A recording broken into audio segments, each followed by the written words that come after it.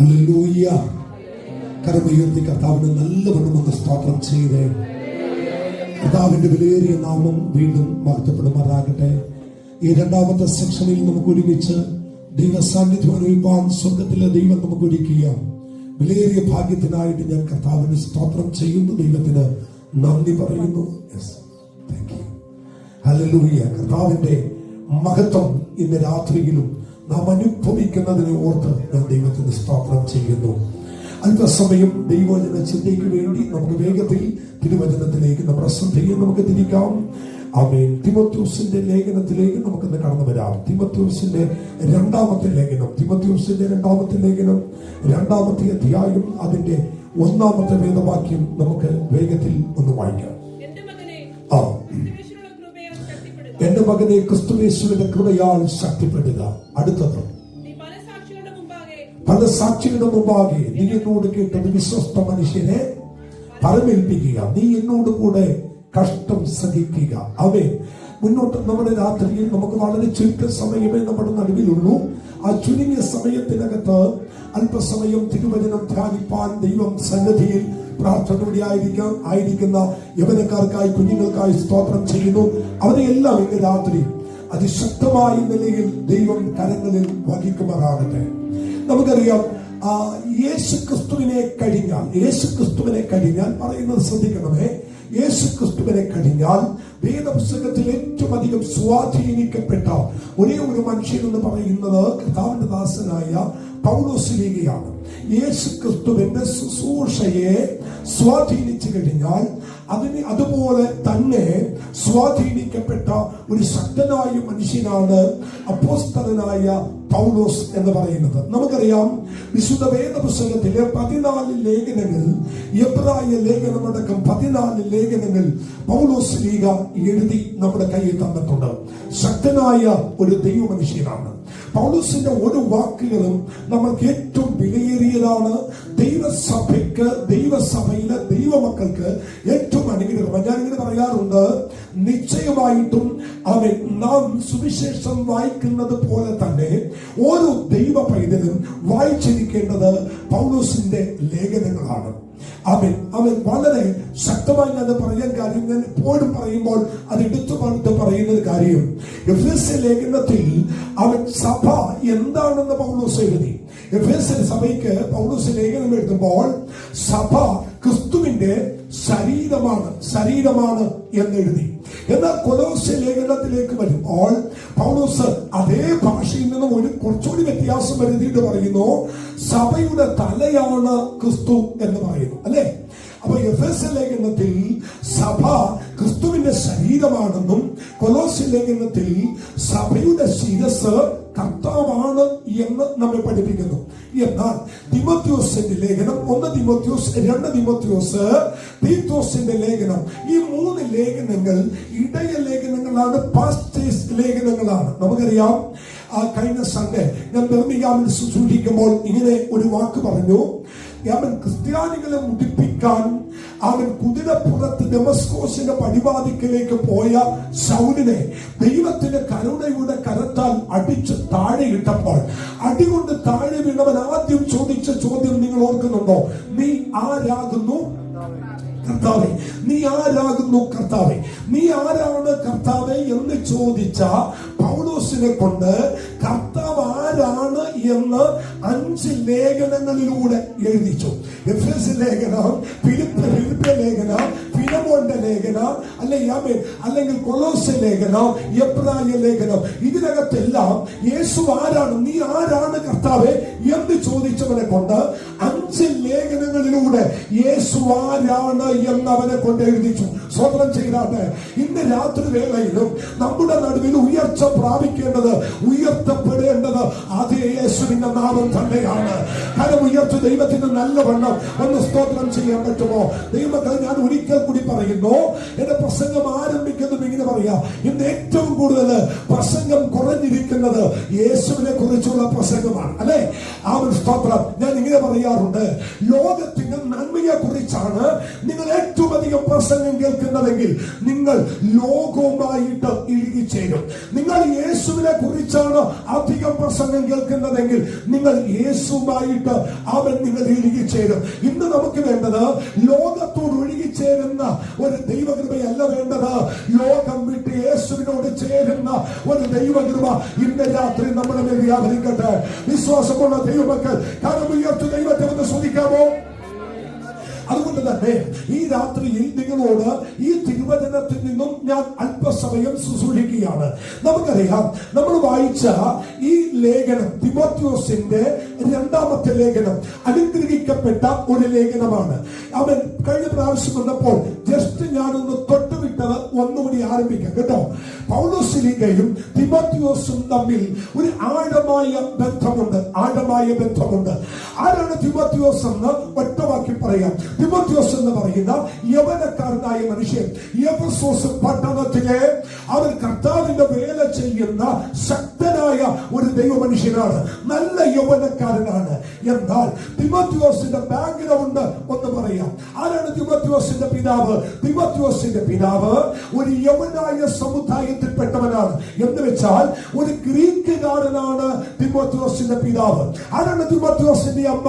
തിമോത്തിയോസിന്റെ അമ്മ എന്ന് പറയുന്നത് അവൻ യഹൂദ സ്ത്രീയാണ്. എന്ന് വെച്ചാൽ പ്രാർത്ഥിക്കുന്ന, ആരാധിക്കുന്ന, സാക്ഷ്യമുള്ള ഒരു യഹൂദ സ്ത്രീയാണ്. അതുകൊണ്ടാണ് പൗലോസ് ലേഖനം എഴുതുമ്പോൾ ഇങ്ങനെ പറയുന്നുണ്ട്, എന്റെ മകനായ തിമോത്തിയോസേ, നിന്നിലുള്ള വിശ്വാസം നിന്നിലും നിന്റെ അമ്മയിലും നിന്റെ വലിയമ്മയിലും കണ്ടു. ഒരു സ്വന്തം ചെയ്യാൻ പറ്റുമോ? പൗലോസ് തിമോത്തിയോസേ, നിന്നിലുള്ള വിശ്വാസം നിന്റെ അമ്മയിൽ ഞാൻ കണ്ടു. അമ്മയിൽ കണ്ട വിശ്വാസം നിന്റെ വലിയമ്മയിൽ കണ്ടു. ഞാൻ ഇങ്ങനെ ഒരു കാര്യം പറയുക, ഈ നന്മ മാത്രമല്ല നമ്മുടെ മേൽ ആത്മപകർച്ചയായിട്ട് വരുന്നത്, അപ്പന്റെയും അമ്മയുടെ വിശ്വാസം നമ്മിലേക്ക് പകരപ്പെടും. ഇന്ന് ഒന്നുകൂടി പറയുക, അവൻ മെറ്റീരിയൽസ് നന്മ മാത്രമല്ല നമ്മുടെ മേൽ അത് പകരപ്പെടുന്നത് അമ്മയുടെ വിശ്വാസം മക്കളിലേക്ക് പകരപ്പെടും, അല്ലേ? അവൻ മക്കളുടെ വിശ്വാസത്തിന് കാരണമാകേണ്ടത് മാതാപിതാക്കളുടെ വിശ്വാസമാണ്. ഇന്ന് രാത്രി ഇതിനകത്ത് തലവണക്കിയ മാതാപിതാക്കളെ നോക്കി ഞാൻ ആത്മാവിൽ പ്രവചിച്ചു പറയുക, നിങ്ങളുടെ വിശ്വാസം നിങ്ങളുടെ മക്കളിലേക്ക് വരും. നിങ്ങളുടെ വിശ്വാസത്തിന്റെ ആഴം നിങ്ങളുടെ കുഞ്ഞുങ്ങളിലേക്ക് വരും. കരുണീയത്ത് ദൈവത്തെ ഒന്ന് സ്വന്തം ചെയ്യാമോ?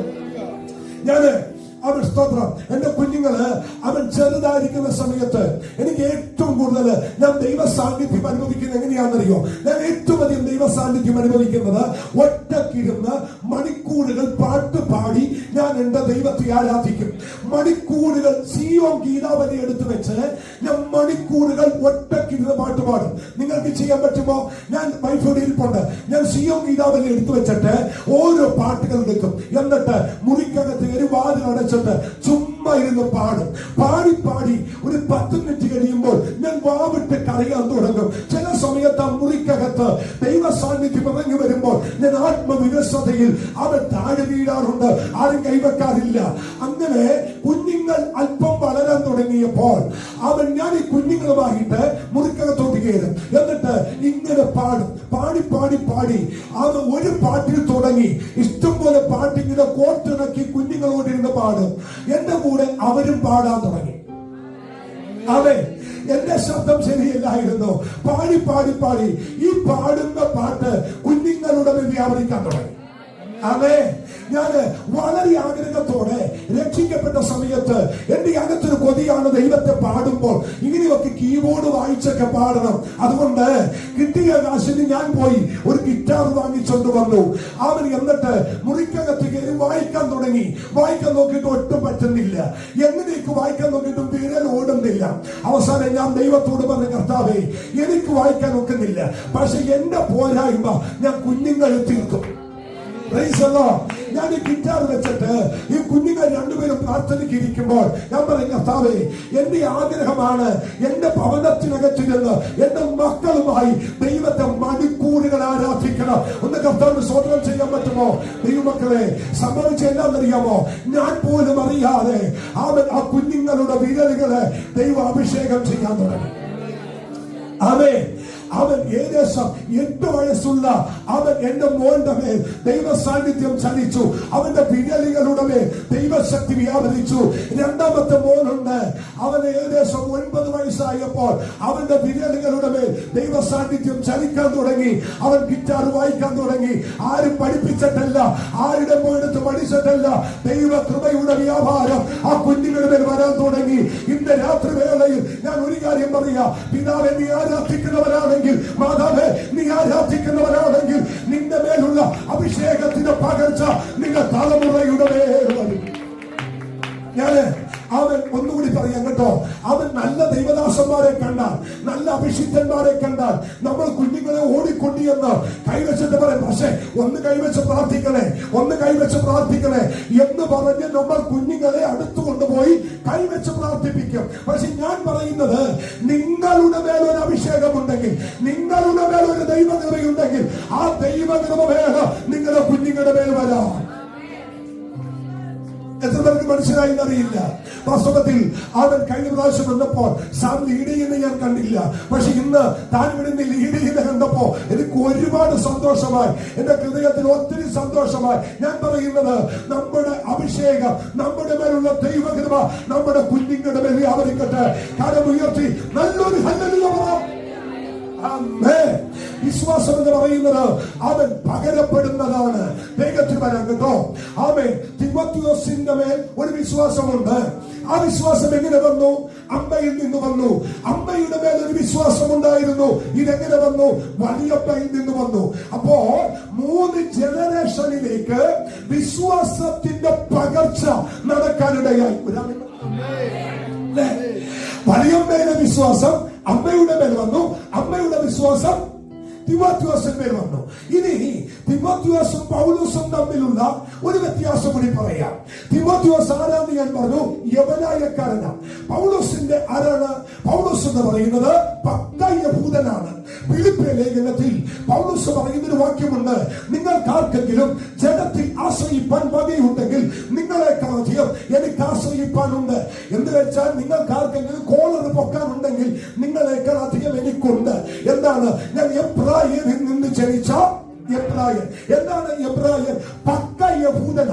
യഹൂദന്റെ വീട്ടിൽ ജനിച്ചവനല്ല ഞാൻ പക്ക യഹൂദന. അതെ, അടുത്ത് പറയാണ് ബെന്യാമിൻ ഗോത്രക്കാരനാ.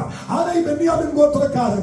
ഇസ്രായേലിന്റെ 1ാമത്തെ രാജാവായ ശൗല് ബെന്യാമിൻ ഗോത്രക്കാരനാണ്. അങ്ങനെയാണെങ്കിൽ രാജകുടുംബത്തിലാണ് ഞാനും ജനിച്ചത്. ഇനി ന്യായപ്രമാണം സംബന്ധിച്ച് ഞാൻ പരീശനാണ്. എന്ന ന്യായപ്രമാണം സംബന്ധിച്ച് പരീശൻ അന്നത്തെ ഏറ്റവും വലിയ തിയോളജിയൻ എന്ന് പറയുന്നത് ഗമാലിയൻ എന്ന് പറയുന്ന മനുഷ്യനാണ്. ഏത് രാത്രിയിലും ദൈവജനത്തിന്റെ തോറ കാണാതെ പഠിപ്പിക്കാൻ പറയാൻ കഴിവുള്ളവനെ ഗമാലിയൻ. ഗമാലിയന്റെ പാദപീഠത്തിലിരുന്ന് തിരുവചനം അഭ്യസിച്ചവനാണ് ഈ ശൗൽ എന്ന് പറയുന്ന മനുഷ്യൻ. ഇത് പോരാഞ്ഞിട്ട് പൗലോസ് പറയാണ്, സുൽത്താനെ സംബന്ധിച്ച സഭയെ എന്ന് വെച്ചാൽ എന്റെ മേൽ ഒരു എരിവുണ്ടായിരുന്നു. എന്റെ മേൽ അവൻ സഭയ്ക്ക് വേണ്ടി ഒരു എരിവുള്ള മനുഷ്യനായിരുന്നു. എന്നിട്ട് ഇത്രയുമുള്ള ഈ പൗലോസ് തിമോത്തിയോസ് എന്ന് പറയുന്ന ഈ യൗവനക്കാരനെ വിളിച്ച 2-3 പേരുകൾ നിങ്ങൾ ശ്രദ്ധിക്കണം. ഒന്ന്, എന്റെ കൂട്ടുവേലക്കാരൻ. എല്ലാവരും പറഞ്ഞേ, എന്റെ കൂട്ടുവേലക്കാരൻ. 2, സഹശുശ്രൂഷകൻ. 3, എന്റെ മകൻ. 3 പേരുകൾ നിങ്ങളുടെ ശ്രദ്ധയിൽ കൊണ്ടുവരാം. 1, എന്റെ കൂട്ടുവേലക്കാരൻ. 2, സഹശുശ്രൂഷകൻ. 3, എന്റെ മകൻ. ദൈവമക്കളെ, യവനായ കുടുംബത്തിൽ ജനിച്ച ഒരു മനുഷ്യനെ യഹൂദനായ ഒരു മനുഷ്യൻ കൈ കൊടുക്കില്ല. അറിയാമോ നിങ്ങൾക്ക്? ശമരിയക്കാരും യഹൂദന്മാരും തമ്മിലുള്ള സമ്പർക്കമില്ലായ്മയുണ്ടല്ലോ. ഇത് തന്നെയാണ് യവനായക്കാര് തമ്മിൽ. യവനായ സമൂഹത്തിൽപ്പെട്ട ഒരാള് യഹൂദ സമുദായത്തിൽപ്പെട്ട ഒരാൾക്ക് കൈ കൊടുക്കില്ല. അവരുമായി കണക്ഷൻ ഉണ്ടാവില്ല, അവരുമായിട്ട് ബന്ധമുണ്ടാവത്തില്ല. എന്നാൽ അത്രമാത്രം ഉയർച്ചയിൽ നിൽക്കുന്ന പൗലോസ് ക്രിസ്തുവിനെ കണ്ടപ്പോൾ നടിച്ചു മരിടിച്ചു കളഞ്ഞു. ഒരാമൻ പറയാൻ പറ്റുമോ? എന്ന് വെച്ചാൽ നമ്മുടെ ഭാഷ പറഞ്ഞാൽ അയിത്തം അങ്ങ് മാറിയെന്ന്. ഹല്ലേലൂയ. മനസ്സിലായില്ലല്ലേ? ഞാൻ ഏറ്റവും കൂടുതൽ അയിത്തം കണ്ടിരിക്കുന്നത് ജാതികളിലല്ല, പകരം പെന്തക്കോസ്തിനകത്ത്. നാളെ പ്രസംഗിക്കാൻ ഒത്തില്ലേലും കുഴപ്പമില്ല. ഇത് ലൈവിലൂടെ ആളുകൾ കേൾക്കുന്നെങ്കിൽ അവർക്കുള്ളൊരു ദൂതാണ്. ഞാൻ ഏറ്റവും കൂടുതൽ അയിത്തം കണ്ടിരിക്കുന്നത് ഇതിനകത്ത് താണവനൊരു കൂട്ട്, ഉയർന്നവനൊരു കൂട്ട്, നിറമുള്ളവനും നിറമില്ലാത്തവനൊരു കൂട്ട്. എന്നാൽ ഇന്ന് രാത്രി വേളയിൽ അഴിയേണ്ടത് പുറത്തെ ചട്ടയല്ല, അഴിയേണ്ടത് അകത്തെ ബന്ധനമാണ്. കറുത്തവനൊരു സഭയില്ലല്ലേ, വെളുത്തവനൊരു സഭയില്ലല്ലേ. ഹല്ലേലൂയ. ഞാൻ പറഞ്ഞല്ലോ, ഞങ്ങളൊക്കെ ഒരു സഞ്ചാര സുവിശേഷകന്മാരാ. ഇടയ ശുശ്രൂഷ ചെയ്യുമ്പോൾ തന്നെ 94 മുതൽ പൊതു ശുശ്രൂഷകന്മാരാ. AG, Church of God, New India, Assemblies of God, അതുപോലെ IPC എല്ലാ ചർച്ചും മാറി മാറി പ്രസംഗിക്കുന്നവരാ. അതുകൊണ്ട് തന്നെ ഞങ്ങൾ കണ്ട കാഴ്ച എന്താണെന്നറിയാമോ? ഈ വെളുത്തവർ തമ്മിലൊരു കൂട്ടായ്മ, കറുത്തവർ മാത്രം ഒരു കൂട്ടായ്മ, അവൻ കുലഹീനരും അവൻ ദരിദ്രരുമായുള്ള വേർതിരിമ. എന്നാൽ പൗലോസിന്റെ ഭാഷ പറഞ്ഞാൽ ഇതൊന്നും നമ്മുടെ നടുവിൽ പാടില്ല. ക്രിസ്തുവിൽ ഒന്നായിരിക്കണം. ഒരല്ലി ഉറക്കെ പറയണം, ക്രിസ്തുവിൽ ഒന്നായിരിക്കണം. ഞാന് ഒരിക്കല് ചർച്ചിൽ ഇങ്ങനെ പറഞ്ഞു, അടുത്ത ഞായറാഴ്ച അവൻ കർത്താവിന്റെ മേശ തുടങ്ങുന്നതിന് മുൻപ് കാല് കഴുകി ശുശ്രൂഷ ഉണ്ടായിരിക്കും. കാല് കഴുകി ശുശ്രൂഷ ഉണ്ടായിരിക്കും. ഞാനിത് പറഞ്ഞ മാത്രയിൽ അടുത്തിരിക്കുന്ന മറിയാമ്മ ശോശാമ്മയോട് പറയുക, ശോശാമ്മേ അടുത്താഴ്ച എന്റെ അടുത്തിരിക്കണേ, അടുത്താഴ്ച എന്റെ അടുത്തിരിക്കണേ. അവൻ അറിയാച്ച പറഞ്ഞു അടുത്താഴ്ച എന്റെ അടുത്തിരിക്കണേ. ഈ വെളുത്തവർ തമ്മിൽ പറഞ്ഞു എന്റെ അടുത്തിരിക്കണേ. അവര് പറഞ്ഞു എന്റെ അടുത്തിരിക്കണേ. ഞാൻ നോക്കിയപ്പോ ഉണ്ടല്ലോ, ഞായറാഴ്ച കാലയിഴാൻ ചർച്ചിലോട്ട് വന്നിരിക്കുന്നവരല്ല, വെളുത്തവർ തമ്മിൽ അടുത്തിരിക്കുന്നു, കറുത്തവർ തമ്മിൽ അടുത്തിരിക്കുന്നു. എനിക്ക് കാര്യം പിടുത്തം കിട്ടി. ഞാന് പണ്ടൊക്കെ നമ്മൾ ചീട്ട് കളിക്കാൻ നേരത്ത് ചീട്ട് ഷഫിൾ ചെയ്യുന്നത് പോലെ ഒന്ന് ഷഫിൾ ചെയ്യാൻ തീരുമാനിച്ചു. ഞാൻ പുറകെ ഇരിക്കുന്നവൻ മുമ്പിൽ വാ, മുമ്പിലിരിക്കുന്നവൻ പുറകെ പോക, നടുക്കിരിക്കുന്നവൻ കുറച്ച് ഇപ്പുറത്തോട്ട് വാ, ഇവിടെ നിന്ന് കുറച്ച് അങ്ങോട്ട് പോ. എന്റെ ഭാഷ പറഞ്ഞാൽ ഇവന്മാരെയല്ല അവൻ ബാബിലോണിൽ അവൻ അവിടെ പണിത സമയത്ത് ഭാഷ കലക്കിയത് പോലെ ഒന്ന് കലക്കി. ഇപ്പോ വെളുത്തവന്റെ അടുത്ത് കാല് കഴുകാൻ കറുത്തവൻ, കറുത്തവന്റെ അടുത്ത് കാല് കഴുകാൻ വെളുത്തവൻ. ഒരു വല്ലാത്ത ഗതികേടായിപ്പോയി. എല്ലാം കൂടി പോയി കാല് കഴുകി വന്നിട്ട് ഞാൻ പറഞ്ഞു, മോനെ ഇതാണ് യഥാർത്ഥ ക്രിസ്തീയ ജീവിതം. ഒരു ഹല്ലേലൂയ പറ. ഇന്ന് രാത്രി വേളയിൽ ഇതിനകത്ത് അന്യഭാഷ പറഞ്ഞ് ആരാധിക്കുമ്പോഴും ഇതിനകത്ത് തമ്പുരാനെ ആരാധിക്കുമ്പോഴും അവൻ ഒരിത്തിരി അയിത്തമുള്ള ചിലരൊക്കെ ഉണ്ടെന്നേ. പക്ഷേ അവരോട് സംസാരിക്കത്തില്ല. അല്ല സഹോദരി, അവിടെ നിന്ന് ആഹാരം കഴിക്കാം, പിന്നെ അവിടെ എച്ചി ആഹാരം അത് ഞാൻ കഴിക്കത്തില്ല. പിന്നെ ഒരിക്കൽ ചർച്ച കഞ്ഞിമാറും വെച്ചപ്പോ അവൻ സീത ഒരച്ചാൻ കഞ്ഞി കഴിക്കാതെ പോകും. അപ്പൊ ഞാൻ പുറകെ ഓടിച്ചോണ്ട് വെച്ചാൽ എന്താ കഞ്ഞി കഴിക്കാതെ? ഞാൻ ഇങ്ങനെ ഈ എച്ചി ആഹാരം കഴിക്കത്തില്ല. ഒരല്ലോ പറഞ്ഞ് എനിക്കൊരു സ്വഭാവമുണ്ട്. ഇങ്ങനെയൊക്കെ കേട്ടാൽ ഞാൻ ഇങ്ങനെ ചിരിച്ചു വിടില്ല, ഞാൻ അപ്പം തന്നെ പ്രതികരിക്കും. ഞാൻ പറഞ്ഞു, എന്റെ പൊന്നു കർത്താവേ, ഈ ചേട്ടന് വേണ്ടി ഞാൻ പ്രാർത്ഥിക്കുന്നു. ഈ ചേട്ടൻ ഇപ്പൊ കഴിച്ചുകൊണ്ടിരിക്കുന്നത് റോയൽ ഫുഡാണ്. എച്ചി ആഹാരം ഇയാൾക്ക് പിടിക്കില്ല. ആ റോയൽ ഫുഡ് ഒന്ന് മാറ്റണേ. രണ്ടാഴ്ച ജോലി പോയി. ഇപ്പൊ അച്ഛൻ പറയാ, അയ്യോ ജോലി പോയി. ഞാൻ പറഞ്ഞു എച്ചിൽ ആഹാരം കഴിക്കുക. അവൻ ഷവർമ്മ ഇന്നത് മാത്രമല്ല, VIP മാത്രമല്ല കഴിക്കത്തുള്ളൂ. അന്നൊരു കാര്യം ചെയ്യ്, ഇതുകൂടി അങ്ങ് കഴിച്ചോ. ദൈവ പൈതലേ, ഇതിനകത്ത് വരുമ്പോ നമ്മുടെ നിറമൊക്കെ മാറണം. ഒരു ഹല്ലേലൂയ പറ. നമ്മുടെ ക്വാളിറ്റി ഒക്കെ മാറണം. നമ്മൾ എത്ര വലിയ കുടുംബത്തിൽ ജനിച്ചവരാണേലും ഇതിനകത്ത് വരുമ്പോ നിന്റെ എല്ലാം ഇടിച്ച് ഇന്ന് മകൾ ഒരുമിച്ച് ക്രിസ്തുവിനെ ആരാധിക്കുന്നവരാക്കി ഇന്ന് രാത്രി മാറട്ടെ. കരമുയർത്തി ദൈവത്തോട് സ്തുതിച്ച്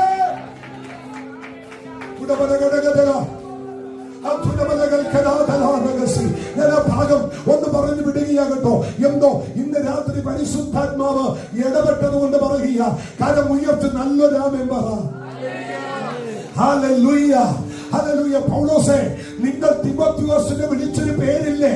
എന്നെ വിളിച്ചത് സഹശുശ്രൂഷകൻ, കൂട്ടുവേലക്കാരൻ, എന്റെ മകൻ, മക്കളെ, ഇത്രയും വലിയൊരു മനുഷ്യൻ താഴ്ന്ന കുടുംബത്തിൽ നിന്ന് വന്ന തിമോത്തിയോസിനെ കയറി എന്റെ മകനെന്ന് വിളിക്കാൻ കാണിച്ച ആർച്ചവറ്റത്തിനായിട്ട് ഞാൻ ദൈവത്തെ സ്തുതിക്കുക.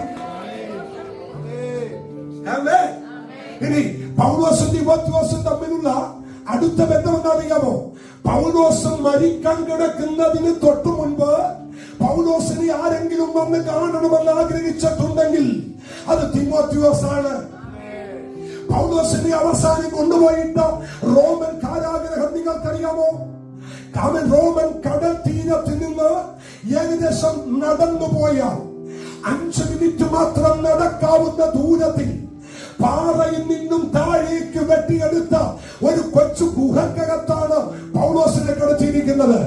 പൗലോസ് കിടക്കുന്ന ആ തടവറയുടെ മറ്റൊരു പ്രത്യേകത, ഈ ലൈറ്റ് ഫിറ്റ് ചെയ്തിരിക്കുന്നത് പോലെ തടവറയുടെ മുകളിൽ ഒരു വെന്റിലേറ്റർ, ഒരു ചെറിയ ഡോർ ഫിറ്റ് ചെയ്തിട്ടുണ്ട്. ഇതിനകത്താണ് തടവറയിലെ കാലുകളെ ഇറക്കി വിടുന്നത്. പുറത്തുനിന്ന് കയറാൻ മറ്റൊരു വാതിലില്ല. ഈ ജനൽ ഫിറ്റ് ചെയ്തിരിക്കുന്നത് പോലെ ഈ തടവറയുടെ ചുറ്റിലും അവർ വെന്റിലേറ്റർ ഫിറ്റ് ചെയ്തിട്ടുണ്ട്. എന്തിനാണെന്നറിയാമോ? കടൽ തീരത്തിൽ നിന്ന് അടിക്കുന്ന കാറ്റിൽ മഞ്ഞ് ഉരുകി വന്ന് തടവറക്കകത്തേക്ക് വീണ് കഴിയുമ്പോൾ അതിനകത്ത് കിടക്കുന്ന ജയിൽ പുള്ളികൾ തണുപ്പ് സഹിക്കാൻ വയ്യാതെ മരവിച്ച് മരിക്കുമ്പോഴാണ് കൊണ്ടുപോയി മൂടുന്നത്. ബലഹീനനായ പൗലോസ്, ശരീരം സ്ഥൂലിച്ച പൗലോസിനെ കൊണ്ടുപോയിട്ടിരിക്കുന്നത് ഈ തടവറക്കകത്താണ്. ഈ തടവറയിൽ കിടന്ന് ദിവസങ്ങൾ കഴിഞ്ഞപ്പോൾ മരം കോച്ചുന്ന തണുപ്പിന്റെ നടുവിൽ പൗലോസിന് മനസ്സിലായി, ഞാൻ ഇവിടെ കിടന്ന് മരിക്കാൻ തുടങ്ങുന്നു. പൗലോസ് തന്റെ നിജപുത്രനായ തന്റെ മകനായ തിമോത്തിയോസിന് കത്തെഴുതി. ആ കത്തിങ്ങനെയാ, എന്റെ മകനായ തിമോത്തിയോസേ, മോനെ, എത്രയും പെട്ടെന്ന് നീ എന്റെ അടുക്കൽ വരണം. ഇതിനകത്ത് തണുപ്പ് കൊണ്ട് സഹിക്കവയ്യ. മോനെ, നീ വരുമ്പോൾ അപ്പച്ചന്റെ പുതപ്പും ചർമ്മലിഖിതം കൂടി കൊണ്ടുവരണേ. ഞാന് ഒരു ഭാഗം വായിച്ച് ഞാൻ വാവിട്ട് കഴിഞ്ഞൊരു ഭാഗം പറയാം. പൗലോസ് കിടന്ന തടവറക്കകത്ത് അല്പം വെളിച്ചം അരിച്ചിറങ്ങുന്നത് സൂര്യൻ തലയ്ക്ക് മീതെ വരുമ്പോഴാണ്. നട്ടുച്ചയ്ക്ക് മാത്രമാണ് അവൻ സൂര്യൻ തലയ്ക്ക് മീതെ വരുമ്പോഴാണ് ഇതിനകത്തേക്ക് വെളിച്ചം ഇറങ്ങുന്നത്. ആ വെളിച്ചം വരാൻ പൗലോസ് കാത്തിരിക്കും. ആ വെളിച്ചം വരുമ്പോൾ പൗലോസ് സഹതടവുകാരോട് പറയും, ആ മൂലക്ക് കിടക്കുന്ന കല്ല് ഒന്ന് ഉരുട്ടിക്കൊണ്ടുവന്ന് ഈ വെളിച്ചം ഇറങ്ങുന്നതിന് താഴെ ഇട്ട് കൊടുക്കാൻ പറയും. അവര് കല്ലുരുട്ടി കൊണ്ടുവന്ന് ഈ വെളിച്ചം ഇറങ്ങുന്നതിന് താഴെ ഇടും. ആ വെളിച്ചം അരിച്ചിറങ്ങുമ്പോൾ പൗലോസ് ഒരുത്തന്റെ കയ്യിലേക്ക് മഷിക്കുപ്പി കൊടുക്കും. എന്നിട്ട് ചർമ്മലിഖിതം ആ മഷിക്കുപ്പിയിൽ മുക്കിയിട്ട് അവൻ ആ തൂലിക ഇങ്ങനെ പിടിച്ച് ആ വെളിച്ചത്തിന് സമാനമായി കാണിച്ച് അവൻ എഴുതി തുടങ്ങും ലേഖനം. നട്ടുച്ച കഴിയുമ്പോൾ സൂര്യൻ മറയുമ്പോൾ വീണ്ടും അതിനകത്ത് ഇരുട്ട് വരും. നിങ്ങൾക്കറിയാമോ, പൗലോസിന്റെ ഒറ്റ പ്രാർത്ഥന, ദൈവമേ, എത്രയും പെട്ടെന്ന് സൂര്യൻ തലയ്ക്ക് മീതെ വരണം. എന്തിനാണെന്നറിയാമോ? ദൈവസഭയ്ക്ക് ലേഖനം എഴുതാൻ. എന്താണ് എഴുതുന്നറിയണ്ടേ? അവിടെ കണ്ട് പൗലോസ് പറയുക, ഞാൻ നിങ്ങളോട് പിന്നെയും പറയുന്നു, കർത്താവിൽ എപ്പോഴും സന്തോഷിപ്പീൻ. ദൈവമക്കളെ, നമുക്ക് യേശുക്ക് സമാനമായ മുറിക്കകത്തിരുന്ന് ഇത്രയും സന്തോഷത്തോടെ വചനം കേട്ടോ, നമ്മെ ഇത്ര അനുഗ്രഹിച്ചിട്ടോ നമുക്ക് സന്തോഷിക്കാൻ കഴിയാതിരിക്കുമ്പോൾ പൗലോസ് തടവറക്കകത്ത് വിറച്ച തൂലിക പിടിച്ചെന്ന് പറയുക, ഞാൻ നിങ്ങളോട് പറയുന്നു, കർത്താവിൽ സന്തോഷിപ്പീൻ. ആരോടൊക്കെയോ ഇന്ന് രാത്രി ഒരു കാര്യം അറിയട്ടെ, സന്തോഷിപ്പാൻ ഈ ലോകത്തും മറ്റൊരു വകയില്ലെങ്കിലും നിങ്ങൾക്ക് കർത്താവിൽ സന്തോഷിക്കാൻ കഴിയണം. ആ കരം അടിച്ചവർ നന്ദി പറ. ഈ ലോകത്ത് മറ്റൊന്നും സന്തോഷിപ്പാൻ വകയില്ലെങ്കിലും, സന്തോഷിപ്പാൻ നിങ്ങൾക്ക് കഴിയുന്നില്ലെങ്കിലും ക്രിസ്തുവിൽ നിങ്ങൾ സന്തോഷിക്കണം. ഹല്ലേലൂയ. കരമുയർത്തി നല്ലൊരു ഹല്ലേലൂയ പറ. ക്രിസ്തുവിൽ നിങ്ങൾ സന്തോഷിക്കാൻ തുടങ്ങിയാൽ നിങ്ങളുടെ ചരിത്രം ദൈവം മാറ്റും. ഈ അകത്ത് ക്രിസ്തുവിൽ സന്തോഷമുള്ളവനെ ഈ മുഖം കണ്ടാൽ അറിയാം. ഞങ്ങള് ഈ ഫോട്ടോ വെച്ച് കർത്താവിന്റെ വേല തുടങ്ങിയപ്പോ ഒരു സൈക്കിളിന് വേണ്ടി 6 വർഷം പ്രാർത്ഥിച്ചു. ഒരു സൈക്കിളിന് വേണ്ടി കുറച്ച് കഴിഞ്ഞപ്പോ ആര് പറഞ്ഞു, ഒരു ബൈക്ക് ലോൺ എടുക്കാൻ പറഞ്ഞു. അങ്ങനെ ഞാൻ എല്ലാ ദിവസവും ഒരു ലോൺ എടുക്കാൻ ബൈക്കിന് വേണ്ടി ബാങ്കിൽ ചെല്ലും. അപ്പൊ മാനേജർ പറയും, സാലറി സർട്ടിഫിക്കറ്റ് വേണം. എവിടെ നിന്ന് കിട്ടാൻ? രണ്ട്, നിങ്ങളുടെ സ്കൂൾ സർട്ടിഫിക്കറ്റ് വേണം. അതെനിക്കില്ല താനും, ഒന്നുമില്ല. പിന്നെ എവിടെ നിന്ന് കിട്ടാനാ? എന്നാലും പുള്ളി പറയും, നാളെ വാ സംസാരിക്കട്ടെ. എല്ലാ ദിവസവും ചെല്ലും. ബാങ്ക് അവധിയായ ദിവസം ഒഴിച്ചു ബാക്കി എല്ലാ ദിവസവും. ഒരു 2 മാസം കഴിഞ്ഞപ്പോ എന്നോട് പറഞ്ഞു, നിങ്ങൾക്ക് ലോൺ തരാൻ പറ്റില്ല, ലോൺ തരാൻ പറ്റിയ പരുവല്ല. അങ്ങനെ തിരിച്ചു വീട്ടിൽ വന്നപ്പോ വൈഫ് എന്നോട് പറഞ്ഞു, നമ്മൾ ഇത്രയും വർഷം ബസ്സിനല്ലേ പോയി മീറ്റിംഗ് നടത്തുന്നേ. അപ്പൊ രാവിലെ, ഞായറാഴ്ച രാവിലെ തൂങ്ങിക്കിടന്ന ബസ്സിന് പോണേ, ഭയങ്കര തിരക്കാണ്. അപ്പൊ ഈ 4 വർഷം തൂങ്ങിക്കിടന്ന് ഞങ്ങൾ ആരാധന നടക്കുന്നു. ആരാധന കഴിഞ്ഞ് തിരിച്ചു വരും. അപ്പോഴും തൂങ്ങിക്കിടന്നാ വരുന്നത്.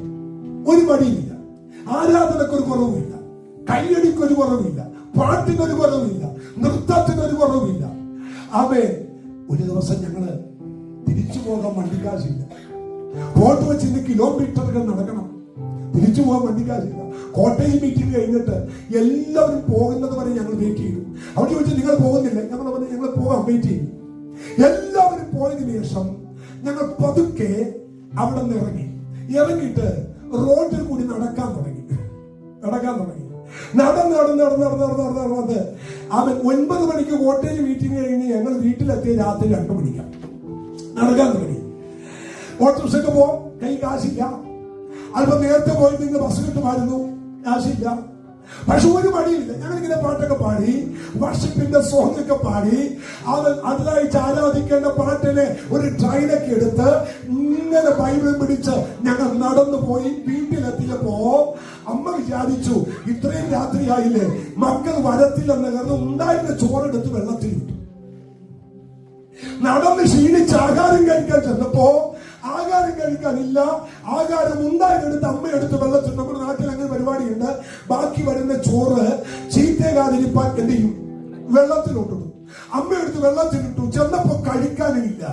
അങ്ങനെ ഒരു 5-6 വർഷം ഒരു സൈക്കിള് പോലും ഇല്ലാതെ ഞങ്ങൾ നടന്നു. പക്ഷെ ഒരാളോട് പോലും ഞങ്ങൾ പരാതി പറഞ്ഞിട്ടില്ല. ആരാധനക്ക് ഒരു കുറവും കാണിച്ചിട്ടില്ല. കയ്യടിക്ക് ഒരു കുറവും കാണിച്ചിട്ടില്ല. എന്നാൽ ദൈവം തരാൻ തുടങ്ങിയപ്പോ ഉണ്ടല്ലോ, മുതലും പലിശയും അടക്കം ദൈവം കൂട്ടി തന്നു. ഒരു ഹല്ലേലൂയ എന്ന് പറയാൻ പറ്റുമോ?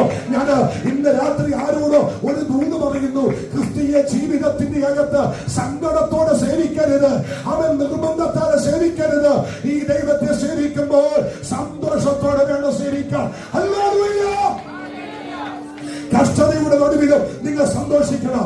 ആനന്ദത്തിന്റെ നടുവിലും നിങ്ങൾ ദൈവത്തെ സ്തുതിച്ചാരാധിക്കണം. ഞാൻ ഇന്നലെ ആരോടോ പറഞ്ഞ്, ഏത് ധനഭാരം ദൈവത്തെ സേവിക്കാമെന്നുള്ളതിന്റെ തെളിവാണ് യോബിന്റെ പുസ്തകം. അല്ലേ? ഏത് ധനവാനും ദൈവത്തെ സേവിക്കാം എന്നുള്ളതിന്റെ തെളിവാണ് യോബിന്റെ പുസ്തകം. 2, എത്ര ധനികനായ മനുഷ്യനും സീറോയായാലും ദൈവത്തെ വിട്ടു പിരിയാതെ ദൈവത്തിന് വേണ്ടി ജീവിക്കാം എന്നുള്ളതിന്റെ തെളിവാണ് യോബിന്റെ പുസ്തകം. അല്ലേ?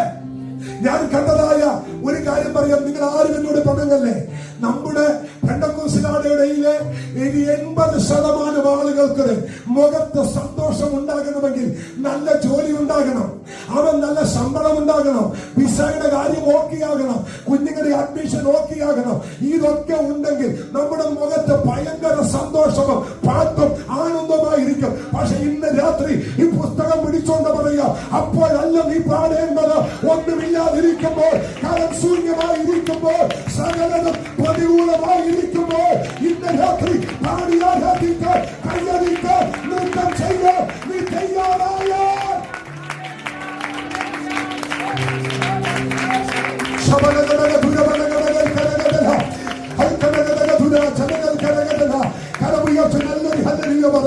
യഥാർത്ഥ ആരാധന അതാ മക്കളെ.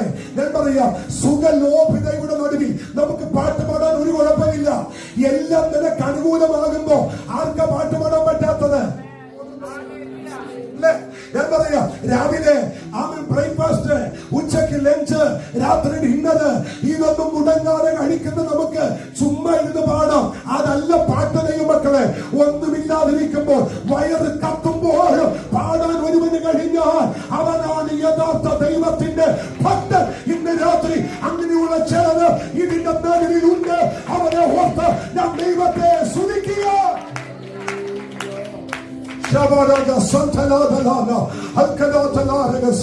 തിരിച്ചു വരാൻ കേട്ടോ. ഈ ഭാഗം ഒന്ന് തൊട്ടിട്ട് ഞാൻ നിങ്ങൾക്ക് വേണ്ടി പ്രാർത്ഥിക്കാം. ശ്രദ്ധിക്കണമേ, പൗലോസും തിമോത്തിയോസും തമ്മിലുള്ള ബന്ധം നിങ്ങൾക്ക് മനസ്സിലായോ? മക്കളെ, ഒരു കാര്യം കൂടി അറിയണം. തിമോത്തിയോസിനെ അവസാനമായി പൗലോസ് കാണാൻ ആഗ്രഹിച്ചു. ഈ കത്ത് തിമോത്തിയോസിന്റെ കയ്യിൽ കിട്ടിയ സമയം തിമോത്തിയോസ് എന്തെന്നറിയാമോ? 26 കിലോമീറ്റർ ദൂരത്ത് നിൽക്കുന്ന തിമോത്തിയോസ് റോമൻ കാരാഗ്രഹം ലക്ഷ്യമാക്കി അവൻ ചർമ്മലിഖിതവും പുതപ്പുമെടുത്ത് കെട്ടിവെച്ച് താൻ യാത്ര തിരിച്ചു നേരെ തടവറയിലേക്ക്. യാത്ര തിരിച്ചെത്തിയ തിമോത്തിയോസ് തടവറയുടെ വാതിക്കൽ വരുന്നത് ഒരു ദിവസം ഉച്ച കഴിഞ്ഞ് 3:30 മണിക്ക് 4 ഇടയ്ക്ക് റോമൻ കാരാഗ്രഹത്തിന്റെ വാതിക്കലെത്തി. കാരാഗ്രഹത്തിലെത്തിയ തിമോത്തിയോസ് പാറാവുകാരനോട് പറയുന്നു, സാറേ, എന്നെ അകത്തേക്കൊന്ന് കയറ്റിവിടാമോ? പാറാവുകാരൻ ചോദിച്ചു, ആരാണ് നീ? ആരെയാണ് നിനക്ക് കാണേണ്ടത്? തിമോത്തിയോസ്, എനിക്ക് തടവറയിൽ കിടക്കുന്ന ശൗൽ എന്ന് പറയുന്ന പൗലോസിനെ എനിക്ക് കാണണം. ഉടനെ ആ മനുഷ്യൻ ചോദിക്കുന്നു, ആരാണ് നീ? നിന്റെ പേരെന്താ? എന്റെ പേര് തിമോത്തിയോസ്. ചരിത്രം പറയുന്നു, വാദിക്കൽ നിൽക്കുന്ന പാറാവുകാരൻ കൈ കൊടുത്തിട്ട് പറഞ്ഞു, നീയാണോ തിമോത്തിയോസ്? അതെ, ഞാനാ തിമോത്തിയോസ്. തിമോത്തിയോസ് സാറേ, സാറിന് എങ്ങനെ അറിയാം എന്നെ? ആ മനുഷ്യൻ പറഞ്ഞു, എല്ലാ ദിവസവും രാത്രി എനിക്ക് ഈ തടവറയുടെ ചുറ്റും എനിക്ക് ഡ്യൂട്ടി ഉണ്ട്. രാത്രി മുഴുവൻ തടവറയുടെ ചുറ്റും ഞാൻ ഇങ്ങനെ ചുറ്റി നടക്കുമ്പോൾ തടവറക്കകത്ത് നിന്ന്, ഇരുട്ട തടവറക്കകത്തുനിന്ന്, തണുത്തു വിറച്ച തടവറക്കകത്തുനിന്ന് ഒരു ശബ്ദം കേൾക്കാമായിരുന്നു രാത്രിയിൽ. ദൈവമേ, എന്റെ മകൻ തിമോത്തിയോസിനെ ശക്തീകരിക്കണേ. ദൈവമേ, എന്റെ മകൻ തിമോത്തിയോസിനെ ഉപയോഗിക്കണേ. എന്റെ ദൈവമേ, എന്റെ മകൻ തിമോത്തിയോസിനെ ശക്തീകരിക്കണമേ. പൗലോസ് ഒരു നല്ല ലീഡറായിരുന്നു. നല്ല ലീഡർ തന്റെ കൂടെ ഉള്ളവർക്ക് വേണ്ടി പ്രാർത്ഥിക്കുന്നത്. അതെ, ഞാൻ കണ്ടതായ സകല ലീഡേഴ്സും അസൂയയും കുശുമ്പും ഉള്ളവരാണ്. ഒരുത്തൻ കീറിപ്പോകാൻ അനുവദിക്കത്തില്ല. ഒരു ലീഡർ നല്ലൊരു ലാഡറായിരിക്കണം. ആരായിരിക്കണം? ഒരു ലീഡർ ലാഡറായിരിക്കണം. അവൻ മറ്റുള്ളവർക്ക് ചവിട്ടി കേറി പോകാനുള്ള ഒരു ലാഡറാണ് ഒരു ലീഡർ. അതെ, വളർത്തുന്നവനെ വളരുകയുള്ളൂ. ഒരു ഹല്ലേലൂയ പറ. നിങ്ങൾ ആരെയൊക്കെ വളർത്താൻ നിങ്ങൾ മനസ്സ് കാണിക്കുന്നോ, നിങ്ങൾ വളരാൻ തുടങ്ങും. ഹല്ലേലൂയ. അവൻ ജോഷിപ്പാസിനെ സംബന്ധിച്ച് ഞാൻ പറയുന്നത് എന്റെ ആത്മീയ പിതാവാണ്. പക്ഷെ ജോഷിപ്പാസിന് ഞാൻ ഒരു ശിഷ്യനേ ഉള്ളൂ. എനിക്കെത്ര ശിഷ്യന്മാരുണ്ടെന്ന് ചോദിച്ചാൽ എന്നെ തീർക്കാൻ പറ്റത്തില്ല. മനസ്സിലായോ? മനസ്സിലായോ? ഏറ്റവും ചുരുങ്ങിയ 60 ദൈവദാസന്മാർ എന്റെ പുറകിലുണ്ട്. അവരാരും IPC ചർച്ച കൂടി കടമെടുത്തതല്ല, ദൈവം എനിക്ക് തന്നതാ. അതെ, അവരെന്നേക്കാൾ ശക്തന്മാരാ. ഞാൻ ഒരു ദിവസം അവന്റെ പുൽപ്പിറ്റിൽ നിന്ന് മാറിയാൽ മാറുന്ന സ്ഥലത്തേക്ക് ഈ മൈക്കെടുത്ത് കയറി എന്നേക്കാൾ അധികം പ്രസംഗിക്കാൻ ഒത്തിരി പേര് ദൈവം എനിക്ക് തന്നിട്ടുണ്ട്. മനസ്സിലായോ? ഞാൻ ഒരുത്തരെ വളർത്തുന്നത് കൊണ്ട് ഞാൻ തളരുകയില്ല. വളരുമാറാക്കുന്ന ദൈവം നിന്നെ വളർത്തിക്കൊണ്ടിരിക്കും. ബാബുജി പാഷേ, ഇന്ന് രാത്രി ഒരു ദൂത് പറയുക. ഇതിനകത്ത് ഒരുപാട് പേര് വളരാനുണ്ട്. ഒരുപാട് പേര് ഇതിനകത്ത് ഉയരാറുണ്ട്. ഇത് വളരുന്നത് സമയ, ഇത് വളർത്തുന്നത് സമയ. കരമടിച്ച് ഒരു ദൈവത്തെ ആരാധിക്കാൻ പറ്റുമോ? വളരുന്നവരെ അതിച്ചിരുത്തുന്ന സമയമല്ല. വളരുന്നവരെ അവ കീഴ്മൽ നോക്കുന്ന സമയമല്ല. വളരുന്നവന് ഹൃദയം ഉയർത്തുന്ന സമയമല്ല. വളരുന്നവന് കയറിപ്പോകാൻ വീണ്ടും വരുത്തുന്ന സമയം. കരമുയർച്ച ദൈവത്തിന് സ്തോത്രം ചെയ്ത്. ഇല്ല, വളരുന്നവനെ താഴ്ത്തരുത്. വളരുന്നവനെ അടിച്ച് താഴ്ത്തിക്കളയരുത്.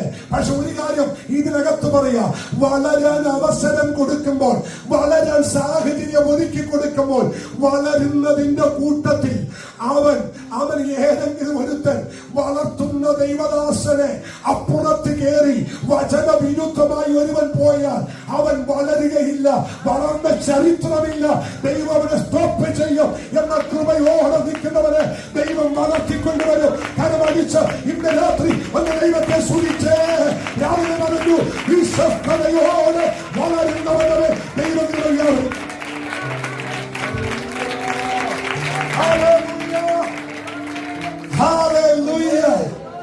കർത്താവിന് നല്ലൊരു സ്വതന്ത്രം എന്ന് പറഞ്ഞു. ഒരുപാട് അബദ്ധങ്ങൾ പറ്റാറുണ്ട്, പക്ഷെ ഇവിടെ നമുക്ക് ആർക്കും അബദ്ധം പറ്റരുത്. ഞാന് സ്തോത്രം ഒരാൾക്ക് ഒരു ചാൻസ് കൊടുത്തു. വേറൊരു ചർച്ചയിൽ നിന്ന് വന്നൊരു മനുഷ്യന് വർഷിപ്പ് ലീഡ് ചെയ്യാൻ ഒരു ചാൻസ് കൊടുത്തു. പുള്ളി വർഷിപ്പ് ചെയ്ത് 2 ദിവസം കഴിഞ്ഞപ്പോ ഞങ്ങളുടെ ചർച്ചിലുള്ള ഒരു ആന്റി, എന്റെ ഭാഷപ്പെട്ട കിളിപോയ ഒരു ആന്റി, അവരെ കയറി വിളിച്ചു പാസ്റ്റർ എന്ന്. അന്ന് വരെ ഇവൻ ഞായറാഴ്ച വരുമ്പോ ഇങ്ങനെ പെണ്ണികളൊക്കെ ഇട്ട് ടീഷർട്ടൊക്കെ ഇട്ട വന്നുകൊണ്ടിരുന്നേ. ഈ പാസ്റ്റർ എന്ന് വിളിച്ച് എന്റെ പിറ്റേ ദിവസം ഞാൻ നോക്കിയപ്പോ ഫുൾ കേക്ക് ഇട്ട് വന്നിരിക്കും. ജീൻസും ബനിയാനും ഇട്ട് വന്നവൻ പാന്റൊക്കെ തയ്പ്പിച്ച് ഇതുപോലെ ഇൻസൈഡൊക്കെ ചെയ്ത് ഫുൾ സ്ലീവായിട്ട് വന്നിരിക്കുന്നു. അപ്പൊ ഞാൻ ഇവനൊരു മാറ്റം ഉണ്ടല്ലോ. ആ കിളി പോയ ആന്റി പിന്നെ വിളിച്ചു പാസ്റ്റർ എന്ന്. കുറച്ചൊന്നും കഴിഞ്ഞപ്പോ ഇവൻ ബ്ലാക്ക് പാന്റും വെള്ള ഷർട്ടും ആക്കി. നമ്മുടെ ഇടയിൽ ഇതുപോലെ കിളിപോയ കുറെ ആന്റിമാരുണ്ട്. കറുത്ത പാന്റും വെള്ള ഷർട്ടും കണ്ടാൽ ഉടനെ വിളിക്കും എന്തെന്ന്. ആ പാസ് ആകണമെങ്കിൽ ഇച്ചിരി നോക്കണം. സ്വാമിനോട് ദൂതായി പറയുന്നത് വേറെ കയറി ഇവിടെ കയറി വർഷിപ്പ് ചെയ്യുന്നത് കൊണ്ടോ 2 ദൂത് പറഞ്ഞത് കൊണ്ടോ നാളെ തന്നെ സാമ്പാഷ്ടൊന്നും കയറി വിളിക്കരുത്. അതിനൊക്കെ ഇച്ചിരി മൂക്കണം. ഒരു അതൊക്കെ ഇച്ചിരി മൂക്കണം. അവൻ നാളെ കയറി ഞങ്ങളുടെ സാമ്പാഷ്ടം എന്ന് പറഞ്ഞ് വിറപ്പിക്കുകയൊന്നും ചെയ്യരുത്. അവനെ ഒടിച്ചു കളയരുത്, അവനെ തകർത്ത് കളയരുത്. അവൻ വളരട്ടെ, അവൻ പ്രാർത്ഥിക്കട്ടെ, അവൻ വചനം പഠിക്കട്ടെ, വചനത്തിൽ പ്രാർത്ഥനയുള്ളവരാകട്ടെ. അവൻ ദൈവത്തിന്റെ അഭിഷേകം അവനിൽ വരട്ടെ, അവൻ ദൈവം അവനെ ശക്തീകരിക്കട്ടെ. ആമേൻ, ഹല്ലേലൂയ. കർത്താവിന് നല്ലൊരു സ്വതന്ത്രം ചെയ്തേ. ഞാൻ ഇന്ന് അതുകൂടി ഒന്ന് പറയാനാ ഞാൻ ഈ താഴേക്ക് വരുന്നത്. പൗലോസ് തിമോത്തിയോസിനോട് പറഞ്ഞു, മക്കളെ കൊണ്ടുവരണേ. ഉടനെ പാറാവുകാരനോട് ചോദിച്ചു, സാറേ എന്നൊന്ന് കേറ്റുവിട്. ഉടനെ പാറാവുകാരൻ പറഞ്ഞു, മക്കളെ നീ വന്നത് വൈകിപ്പോയതാ. എന്നാ പറ്റി സാറേ? ഇന്നലെ 4 മണിക്ക് ഇവിടത്തെ പൊതു മാർക്കറ്റിൽ വെച്ച്, പൊതു ചന്തയിൽ വെച്ച് ഒരു കല്ലിലോട്ട് നീ പറഞ്ഞ നിന്റെ ആത്മീയ പിതാവെന്ന പൗലോസിന്റെ തലയെടുത്ത് കല്ലിൽ വെച്ചിട്ട് ആരാച്ചാര് മിന്നിത്തിളങ്ങുന്ന വാളുകൊണ്ട് നിന്റെ അപ്പനായ പൗലോസിന്റെ തല വെട്ടി മാറ്റി എന്ന് പറഞ്ഞതും തിമോത്തിയോസിന്റെ കയ്യിലിരുന്ന ചർമ്മലിഖിതവും പുതപ്പും താഴെ വീണു. തിമോത്തിയോസ് പുതപ്പം കൊണ്ട് വരുന്നതിന് 24 മണിക്കൂർ മുമ്പ് പൗലോസിന്റെ തല അവർ വെട്ടിമാറ്റി. പക്ഷെ മോനെ അത് വായിച്ചപ്പോൾ ഞാൻ ഇന്നടത്തുനിന്ന് വാവിട്ട് കരഞ്ഞ ഒരു കാര്യം പറയാം. എന്താണെന്നറിയോ? ഈ പാറാവുകാരൻ പറയുക, തിമോത്തിയോസേ ഒരു കാര്യം ഒന്ന് പറഞ്ഞോട്ടെ. നിന്റെ അപ്പൻ പൗലോസ് ഉണ്ടല്ലോ, ഒരു കാര്യം ചെയ്തു. തല വെട്ടുന്നതിന് മുൻപ് കൈ രണ്ടും ഞങ്ങൾ പുറകോട്ട് കെട്ടാറുണ്ട്. കൈ കെട്ടും, പിന്നെ മുഖത്ത് തുണിയിടും, എന്നിട്ടാ തല വെട്ടുന്നത്. പക്ഷെ നിന്റെ അപ്പനുണ്ടല്ലോ ഞങ്ങളോട് പറഞ്ഞു, സാറേ കൈയൊന്നും കെട്ടണ്ട, ഞാൻ കൈ കെട്ടി വെച്ചുകൊള്ളാം. എന്റെ കഴുത്തിൽ തുണിയിടണ്ട, മുഖത്ത് തുണിയിടണ്ട, ഞാൻ തല താഴ്ത്തി വെച്ചുകൊള്ളാം. അവൻ എന്നിട്ട് ആ പാറാവുകാരൻ പറഞ്ഞു, അവൻ ക്ഷീണിച്ചവനെ പോലെയല്ല, പരാജയപ്പെട്ടവനെ പോലെയല്ല, ഒരു ജയാലിയെ പോലെ തല നീട്ടിവെച്ച് ആരാച്ചാരന് വെട്ടാൻ തല കാട്ടിക്കൊടുത്തവനാ നിന്റെ അപ്പനായ പൗലോസ്. ഇന്ന് രാത്രി വേളയിൽ ക്രിസ്തീയ ജീവിതം പരാജയത്തിൻ്റെതല്ല. കരമടിച്ച് ദൈവത്തെ സുനിച്ച് ക്രിസ്തീയ ജീവിതം പരാജയപ്പെട്ട് മാറുന്നവന്റെ കൂട്ടത്തിലല്ല, വീക്ഷയിക്കുന്നവന്റെ കൂട്ടത്തിലാണ്. Thank you, Jesus. Thank you, Jesus. ഈ ഈ മീറ്റിംഗിനകത്ത് ഞാൻ നിങ്ങളെ ഏറ്റവും കൂടുതൽ ആഗ്രഹിക്കുന്നത്, നിങ്ങൾ ഒരു പ്രവചനം കേട്ട് പോകുന്നതിനേക്കാൾ എനിക്ക് ഏറ്റവും ആവശ്യം യേശു വരാൻ സമയമായി. കർത്താവ്, ഞാൻ ഈ പോകുന്നിടത്ത് ഞാൻ പറഞ്ഞല്ലോ, ഞാൻ ഏറ്റവും വലിയ ഇപ്പോൾ ഫോക്കസ് ചെയ്യുന്നത് വ്യക്തിപരമായ പ്രവചനത്തെക്കാൾ വചനത്തിലൂടെയുള്ള പ്രവചനമാണ്.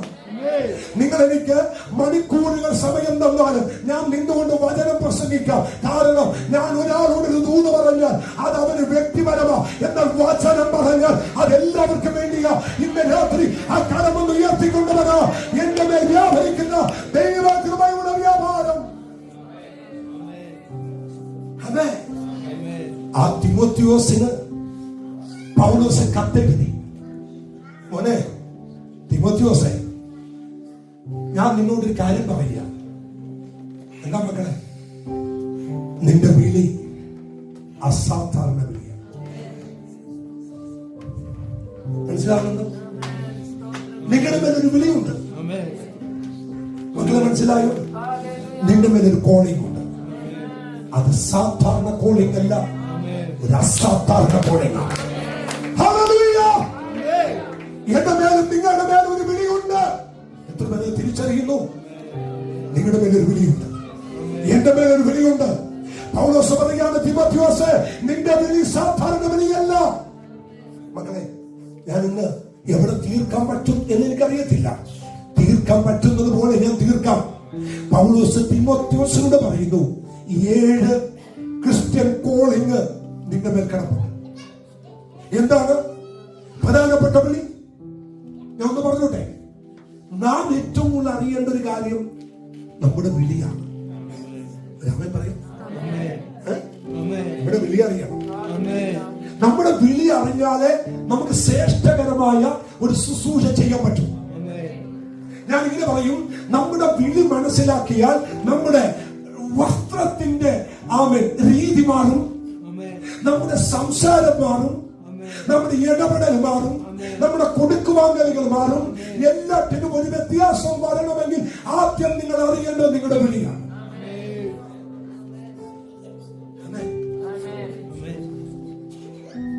എനിക്കൊരു കൂട്ടുകാരുണ്ട് ഞങ്ങളുടെ നാട്ടിൽ.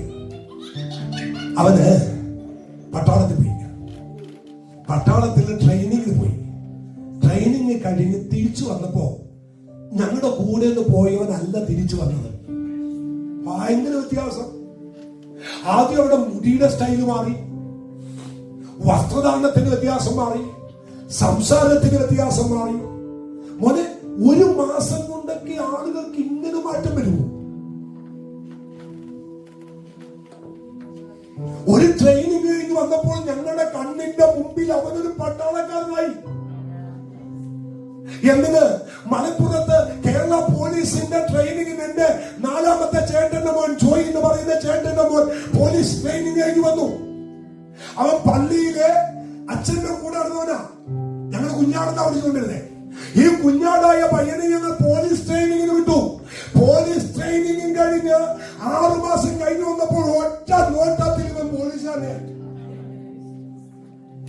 അവന്റെ മീശയുടെ അവൻ അന്തരീക്ഷം മാറി, ഇവന്റെ മുടിയുടെ സ്റ്റൈല് മാറി, അവന്റെ നിപ്പ് മാറി. ഈ ലോകത്തിലെ ഓരോ മനുഷ്യരുടെ വിളിക്കനുസരിച്ച് അവരുടെ ഭാഷയും രീതിയും സംസാരവും മാറുന്നു എങ്കിൽ മാറാത്ത ഇതിനകത്തല്ലേ ഇന്ന് രാത്രി ആത്മ പറയുന്നു, നിന്റെ വിളി മനസ്സിലാക്കിയ നീ മാറിയിരിക്കും. നമ്മുടെ വിളി മനസ്സിലാക്കിയാൽ നമ്മൾ ആള് മാറും. പൗലോസ് പറയും, തിമോത്തിയോസേ, നിന്റെ മേൽ 7 പ്രധാനപ്പെട്ട വിളിയുണ്ട്. ആ വിളി നീ അറിയണം. ഞാൻ രക്ഷിക്കപ്പെട്ട് വരുന്നതിന് തൊട്ട് മുമ്പ് ഈ പണിയും കഴിഞ്ഞ് ജോലിയും കഴിഞ്ഞ്, ഞാൻ പറഞ്ഞല്ലോ പണ്ട് കൽപ്പണിക്ക് പോകുമ്പോ ജോലി കഴിഞ്ഞ് വന്നിട്ട് ചോറും പാത്രം വെച്ചിട്ട് ഒറ്റ ഓട്ടമാണ്. എവിടെയാണെന്നറിയോ? ഞങ്ങളുടെ ഒരു കലിങ്ങുണ്ട്. ആ കലിങ്ങ പോയി വൈകിട്ട് തൊട്ട് രാത്രി 1 മണി വരെ ഇരിക്കും. അവിടെ ഇത് കുപ്പി അടിക്കുക, ആവശ്യമില്ലാത്ത കാര്യം പറയുക, ജോലി ഇല്ലാത്തപ്പോഴോ ചുമ്മാ പോയി ആളുകളെ വായിട്ട് നോക്കിയിരിക്കുക. പക്ഷെ രക്ഷിക്കപ്പെട്ട് കഴിഞ്ഞപ്പോ ഞാൻ എന്റെ കൂട്ടുകാരോട് പറഞ്ഞു, ഇനി ഞാൻ അവിടെ ഇരിക്കാൻ വരികയില്ല. അതിനെ പറ്റി എന്റെ പേരൊരു വിളിയുണ്ട്. ഇനി അവൻ സംസാരിക്കുന്ന പോലെ ഞാൻ സംസാരിക്കത്തില്ല. അവൻ ചെയ്യുന്നത് പോലെ എനിക്ക് ചെയ്യാനൊക്കില്ല. അത് എന്റെ വലിയൊരു വിളിയുണ്ട്.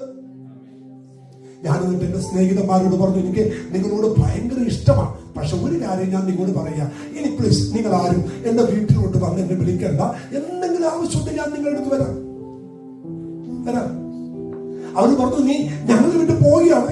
ഒരിക്കലുമില്ല, നിങ്ങളുടെ എല്ലാ പരിപാടിക്കും ഞാനുണ്ട്. നിങ്ങൾ എന്ത് വിളിച്ചാലും ഞാനുണ്ടാകും. പക്ഷേ ഇനി നിങ്ങൾ ഇരിക്കുന്നിടത്ത് എനിക്ക് ഇരിക്കാൻ ഒക്കത്തില്ല. നിങ്ങൾ പറഞ്ഞു കൂടിയിരുന്ന് ജോക്കടിക്കുന്ന പോലെ ജോക്കടിക്കാൻ എനിക്ക് പറ്റില്ല. നിങ്ങൾ കൂടുന്ന കൂട്ടായ്മക്കകത്ത് വന്നിരുന്ന് കിട്ടില്ല. കാരണം എന്റെ വിളി സ്പെഷ്യലാ, എന്റെ വിളി വ്യത്യാസമാ. അത് തിരിച്ചറിഞ്ഞ എത്ര ദൈവമക്കളുണ്ട്. അവർ കരമതികർത്തി ദൈവത്തെ ഒന്ന് ശ്രദ്ധിച്ചേ. നമ്മുടെ വിളി വ്യത്യാസമാണ്, അല്ലേ? നമ്മുടെ വിളി വ്യത്യാസമാണ്. ദൈവമക്കളെ, ഈ ഭാരതത്തിൽ ക്രിസ്ത്യാനിറ്റി ഭയങ്കരമായിട്ട് വളർന്നുകൊണ്ടിരിക്കുക. വളരുന്ന സമയത്ത് അന്നത്തെ പ്രൈം മിനിസ്റ്റർ എന്ന് പറയുന്നത് ജവഹർലാൽ നെഹ്റുവാണ്. ഇങ്ങനെ ക്രിസ്ത്യാനിറ്റി വളർന്നുകൊണ്ടിരുന്ന സമയത്ത് എങ്ങനെയെങ്കിലും ഈ ക്രിസ്ത്യാനിറ്റിയെ ഒന്ന് ഒതുക്കാൻ അവൻ ഭരണഘടനക്കകത്ത് വലിയ മാറ്റം കൊണ്ടുവരാൻ തല പുകഞ്ഞ് ആലോചിക്കുന്ന സമയത്ത് ജവഹർലാൽ നെഹ്റു പറഞ്ഞു, പ്ലീസ് ഒന്ന് വെയിറ്റ് ചെയ്യും. ഈ ക്രിസ്തീയ സഭയെ കുറിച്ച് ഞാനൊന്ന് പഠിക്കട്ടെ. വേദപുസ്തകം കയ്യിലെടുത്ത് അന്നത്തെ പ്രൈം മിനിസ്റ്റർ ഈ ബൈബിൾ വായിച്ച കൂട്ടത്തിൽ ചരിത്രം വായിച്ചിട്ട് ആ മനുഷ്യൻ ഒരു സ്റ്റേറ്റ്മെന്റ് എഴുതി. അത് ഇന്നും നിലനിൽക്കുന്നു. എന്താ സ്റ്റേറ്റ്മെന്റ് എന്നറിയണ്ടേ? ക്രിസ്ത്യാനികളെ ഉണർത്തരുത്, അവർ ഉറങ്ങുന്ന സിംഹമാണ്. അവർ ഉണർന്നാൽ അവർ ഗർജിക്കും. അവർ ഉണർന്നാൽ ചിലർ പിടിച്ചടക്കും. അവർ എഴുന്നേറ്റാൽ ചിലരൊക്കെ അവർ കൈവശമാക്കും. ഇന്ന് രാത്രിവേളയിൽ ദൈവസഭ തിരിച്ചറിയണം, നിന്റെ വിളി ചെറുതല്ല, നിന്റെ മേലൊരു വിളിയുണ്ട്. നിങ്ങളുടെ മേലൊരു വിളിയുണ്ട്. ഇന്നലെ ഖത്തറിലുള്ള ഒരു ദൈവദാസൻ, ഞാൻ മെന്റർ ചെയ്യുന്ന ഒരു ചർച്ചാണ്, ചർച്ച. ഇന്ന് മിഡിൽ ഈസ്റ്റിൽ ഏറ്റവും കൂടുതൽ വളർന്നുകൊണ്ടിരിക്കുന്ന ഒരു വലിയ സഭ. ഇപ്പോൾ ഏകദേശം 500-ലടുത്ത് മെമ്പേഴ്സ് ഖത്തറിൽ ആ ചർച്ചുണ്ട്. അത്രയും വലിയ ഭയങ്കരമായിട്ട് വളരുന്ന ചർച്ച. അവ എല്ലാ വ്യാഴാഴ്ചയും ആ ദൈവദാസൻ എന്നെ വിളിക്കും. വെള്ളിയാഴ്ച പ്രസംഗിക്കുന്ന മെസ്സേജ് എന്നുമായിട്ട് ഷെയർ ചെയ്യും. അതിനകത്ത് എന്തെങ്കിലും കാര്യം ഞങ്ങൾ പറഞ്ഞു കൊടുക്കും എല്ലാ വ്യാഴാഴ്ചയും. ഇന്നലെ ആ ദൈവമനുഷ്യൻ എന്നോട് പറഞ്ഞു, പാസ്റ്റർ, ഇന്ന് ഞാൻ പ്രസംഗിക്കാൻ ആഗ്രഹിക്കുന്നത് ദൈവം ഒരുവനെ ദൈവ ശബ്ദത്താൽ എങ്ങനെ ഉപയോഗിക്കും എന്നുള്ളതാണ്. അപ്പൊ ഇന്നലെ രാത്രി ഞാൻ കുത്തിയിട്ട് പ്രാർത്ഥിച്ചു, ദൈവമേ, ചുമ്മാ ഒരു കാര്യം പറയരുത്, ഇയാളോട് പറയുന്നെങ്കിൽ അത് പ്രയോജനപ്പെടുന്ന കാര്യം. പെട്ടെന്നാണ് ഇന്നലെ രാത്രി 12 മണി കഴിഞ്ഞപ്പോൾ ഈ സ്തോത്രം UK നടന്ന ഒരു ചെറിയ സംഭവം എന്റെ തലച്ചോറിനകത്ത് വന്നു. എന്താണെന്നറിയാമോ? 1962 ജർമ്മനിൽ നിന്ന് ജർമ്മൻ ഭാഷ മാത്രം അറിയാവുന്ന, ഇംഗ്ലീഷ് ഭാഷ അറിയാത്ത ഒരു ചെറുപ്പക്കാരൻ. തനിക്ക് ജർമ്മൻ ഭാഷ അറിയത്തുള്ളൂ, ഇംഗ്ലീഷ് അറിയത്തില്ല. ഒരു ദിവസം താൻ പ്രാർത്ഥിക്കുന്ന സമയത്ത് ദൈവം തന്നോട് പറഞ്ഞ്, ആഫ്രിക്കയിൽ ഒരു ഉണർവിന് വേണ്ടി ദൈവം തന്നെ ഉപയോഗിക്കും. 1962 ജർമ്മനിയിൽ നിന്ന് സോയാൻസിംഗ്, അല്ലെ, ഇവിടത്തെ സൗത്ത് വെയിൽസിലെ ബൈബിൾ കോളേജ് വന്ന് 1962 ജർമ്മൻ ഭാഷ അറിയാവുന്ന ആ മനുഷ്യൻ വന്ന് ഈ UK വന്ന് ദൈവവചനം പഠിച്ചു. പഠിത്തം കഴിഞ്ഞ് 62 ജനുവരി മാസം 3-ാം തീയതി തിരിച്ചു പോകാൻ നേരത്ത് തനിക്കൊരാഗ്രഹം, ലണ്ടൻ സിറ്റി ഒന്ന് കാണണം. ഒരു ആമേൻ പറഞ്ഞേ. ലണ്ടൻ സിറ്റി കാണണം. ജർമ്മൻകാരനായ മനുഷ്യൻ ജർമ്മൻ സിറ്റി ലണ്ടൻ സിറ്റി കണ്ടിട്ട് അതുവഴി ഇത് നോക്കുക. വർഷങ്ങൾ 63 കാര്യമാണ്. അവിടെ ഇങ്ങനെ നടന്ന് ഇന്നത്തെ ലണ്ടന്റെ ഭാഗമൊക്കെ കണ്ട് ഒരു ഉൾവഴിയിലൂടെ, വീടുകൾ തിങ്ങി നിൽക്കുന്ന ഒരു വഴിയിലൂടെ ഈ ചെറുപ്പക്കാരൻ നടന്നു പോകുമ്പോൾ ജയ്സേ ഒരു കാര്യം കൊണ്ട് എന്താണെന്നറിയോ? ഒരു മതിലിൽ ഒരു നെയിം ബോർഡ് കണ്ടു, ജോർജ് വെർമൻ എന്നെഴുതിയ അവൻ വാദിക്കൽ എഴുതി വെച്ചിരിക്കുന്ന ഒരു ബോർഡ് കണ്ടു. ഈ ബോർഡ് കണ്ട് ഈ മനുഷ്യൻ അത്ഭുതപ്പെട്ടു. പെട്ടെന്ന് ഓർത്തുകടാ, അവൻ തീയോടെ ഉപയോഗിക്കുന്ന, അഭിഷേകത്തോടെ രാജ്യങ്ങൾ ഉപയോഗിക്കുന്ന ജോർജ് വെർമൻ എന്ന് പറയുന്ന ആ ദൈവദാസന്റെ വീടായിരിക്കുമോ ഇത് എന്ന് കരുതി അവിടെ ചെന്ന് ബെല്ലടിച്ചു. ബെല്ലടിച്ചപ്പോൾ അകത്ത് നിന്ന് ഒരു സ്ത്രീ വന്നിട്ട് ചോദിച്ചു, ആരാണ്?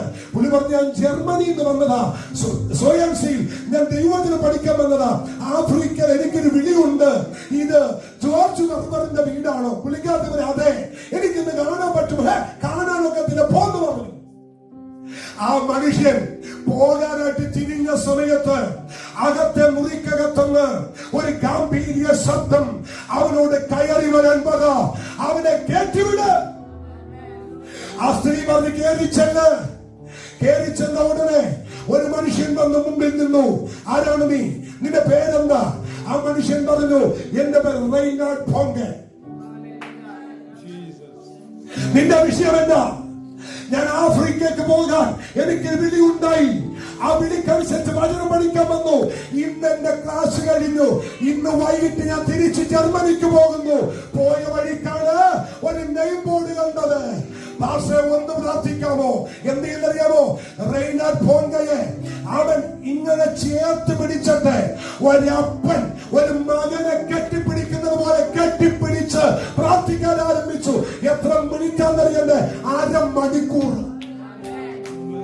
അരമണിക്കൂർ പ്രാർത്ഥിച്ചുകൊണ്ടിരിക്കുമ്പോൾ അവൻ ഈ ചെറുപ്പക്കാരൻ അടിച്ചു നിലത്തു വീണു. അവിടെ കിടന്ന് പിടക്കാൻ തുടങ്ങി. അരമണിക്കൂർ കഴിഞ്ഞ് എഴുന്നേറ്റപ്പോൾ ഒരു വലിയ വെളിച്ചം തന്നെ ചുറ്റും മിന്നുന്നത് ഈ മനുഷ്യൻ കണ്ടു. അവിടെ എഴുന്നേറ്റപ്പോൾ ഈ അഭിഷിക്തനെ കാണാനില്ല. അവിടെ എഴുന്നേറ്റ് താഴെ വീണ്ട ബാഗ് എടുത്ത് തോളത്തിട്ട് താഴെ നേരെ ലണ്ടനിൽ വന്ന് ഫ്ലൈറ്റ് കയറി ജർമ്മനി ചെന്നു. പിറ്റേ ദിവസം ജർമ്മനി ചെന്ന് എയർപോർട്ടിൽ ഇറങ്ങിയപ്പോൾ തന്റെ അപ്പൻ തന്നെ കൂട്ടാൻ വേണ്ടി വന്നു. മോനെ സുഖമായിരിക്കുന്നു? അപ്പ സുഖമായിരിക്കുന്നു. മോനെ നീ ഒരു വാർത്ത അറിഞ്ഞോ? ഇല്ല. എടാ, ലോകത്തിൽ ശക്തമായി ഉപയോഗിച്ച ഒരു ദൈവദാസനെ കുറിച്ച് നീ കേട്ടിട്ടുണ്ടോ? ജോർജ് നർബർ. ആ മനുഷ്യൻ ഇന്നലെ രാത്രി നിത്യതയിൽ ചേർക്കപ്പെട്ടു. എന്റെ ആകം കത്തിച്ചൊരു കാര്യമായത്.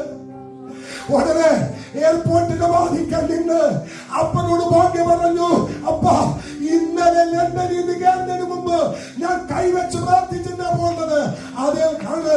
പക്ഷെ നീ എങ്ങനെ ചെയ്തെങ്കിൽ അവസാനത്തെ കൈവപ്പ് നിന്റെ മേലാ വീണിരിക്കുന്നത്. ഇന്ന് രാത്രി കേൾക്കണോ? അവൻ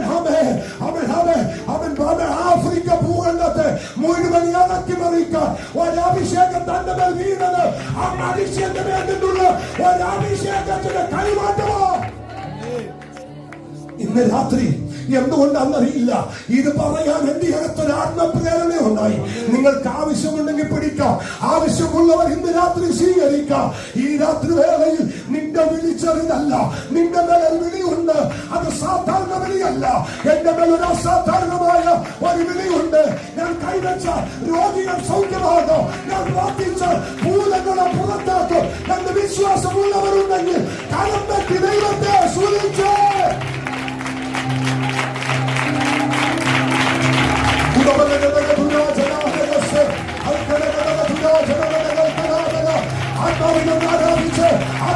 ആരാധിച്ച് എന്റെ പേര് വിളിയുണ്ട്.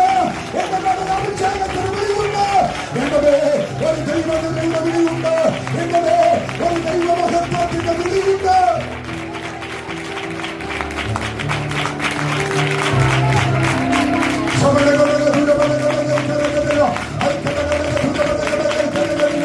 ഈ മീറ്റിംഗിന്റെ ഒന്നാമത്തെ രാത്രി അന്തരീക്ഷം മാറട്ടെ, അഭിഷേകം മാറട്ടെ.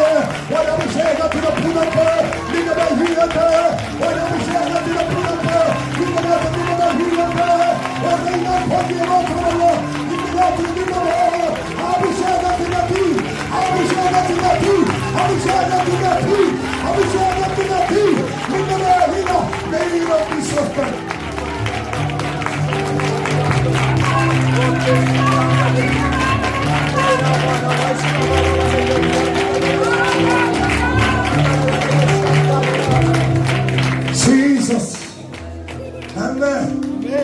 നിങ്ങളുടെ പഠനത്തിന് വേണ്ടി ഞാനൊരു കാര്യം തൊട്ടോട്ടെ. 2 ലേഖനമാ പൗലോസ് കൊരിന്ത്യ സഭയ്ക്ക് എഴുതിയത്. അതിൽ 1-ാമത്തെ ലേഖനം 1-ാം അധ്യായം തൊട്ട് 6-ാം അധ്യായം വരെ സഭയെ കുറിച്ച് പൗലോസ് ചിലത് കേട്ടു. കേട്ടതിന്റെ വെളിച്ചത്തിൽ പൗലോസ് കൊരിന്ത് സഭയ്ക്ക് ലേഖനം എഴുതി. എന്നാൽ 7-ാം അധ്യായം തൊട്ട് ബാക്കിയുള്ളത് പൗലോസോട് എഴുതി ചോദിച്ചതിന്റെ മറുപടിയാണ്. എന്താ പൗലോസ് കേട്ടത്? പൗലോസ് കേട്ട ഒന്നാമത്തെ കാര്യം, ഒരു കൃപാവരത്തിനും കുറവില്ലാത്ത ദൈവസഭ. 2, യേശുവിന്റെ വരവിങ്കൽ പ്രത്യാശയുള്ള ഒരു ദൈവസഭ. 3, നിങ്ങളുടെ ഇടയിൽ പിണക്കവും വഴക്കുമുണ്ടെന്ന് ഞാൻ അറിയുന്നു.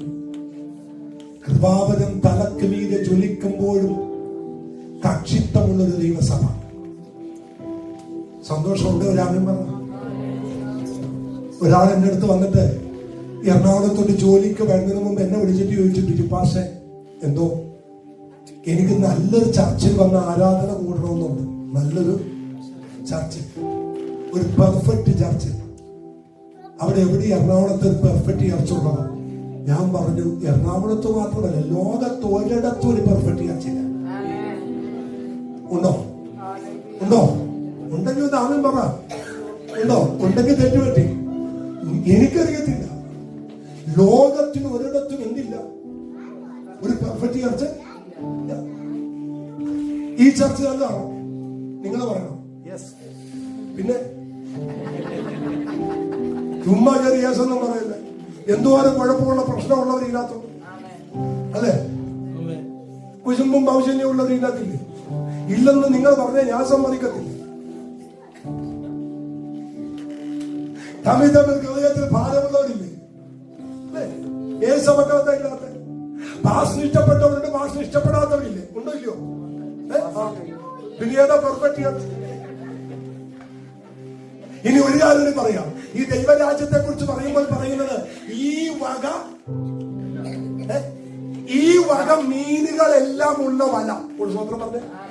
അപ്പൊ ഈ ദൈവസഭകൾക്ക് എന്തുണ്ട്?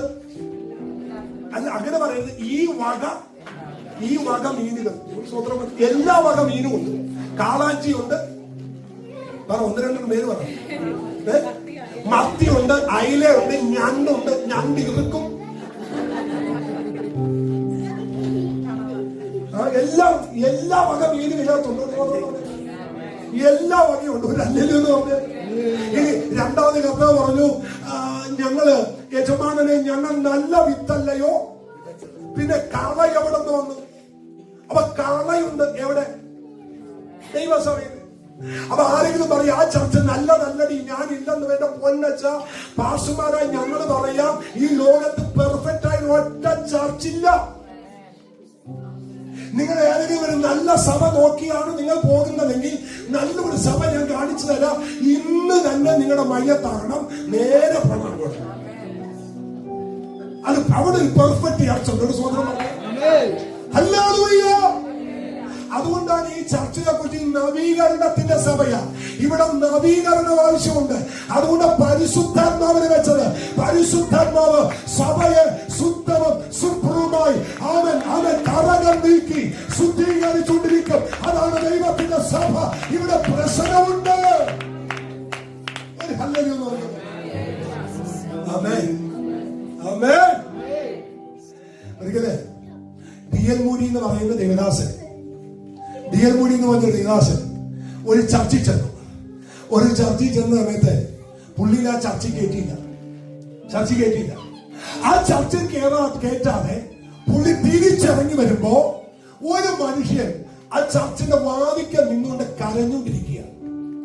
അപ്പോ D.L. മൂഡി ചോദിച്ചു, അപ്പച്ചൻ എന്തിനാ കരയുന്നേ? അതെ, എന്നെ അവരാ ചർച്ചിൽ കേട്ടിയില്ല. അപ്പൊ D.L. മൂഡി പറഞ്ഞു, എന്നെയും കേട്ടിയില്ല. അല്ല, നിന്നെ കേറ്റാത്തത് കുഴപ്പമില്ല, അവരെന്തുകൊണ്ടാ എന്നെ കേറ്റാതിരുന്ന എനിക്കറിയത്തില്ല. അപ്പൊ D.L. മൂഡി ചോദിച്ചു, അല്ല അപ്പച്ച എന്നെ കേട്ടിയില്ലെന്ന്. അപ്പച്ചൻ പറഞ്ഞു, അതാ പറഞ്ഞത്, നിന്നെ കേട്ടാത്ത കുഴപ്പമില്ല, അവരെന്നെ കേട്ടിയില്ലെന്ന്. അപ്പൊ D.L. മൂഡിക്ക് ഒരു സംശയം തോന്നി. ഉടനെ D.L. മൂഡി ചോദിച്ചു, അല്ല അപ്പച്ച, അപ്പച്ചന് കേട്ടാതിരിക്കാൻ അപ്പച്ചൻ ആരാ? ഉടനെ ഈ മനുഷ്യന്റെ രൂപം അങ്ങ് മാറി. D.L. മൂഡിയുടെ കൈ കൊടുത്തിട്ട് പറഞ്ഞു, ഞാനാണ് കർത്താവ്.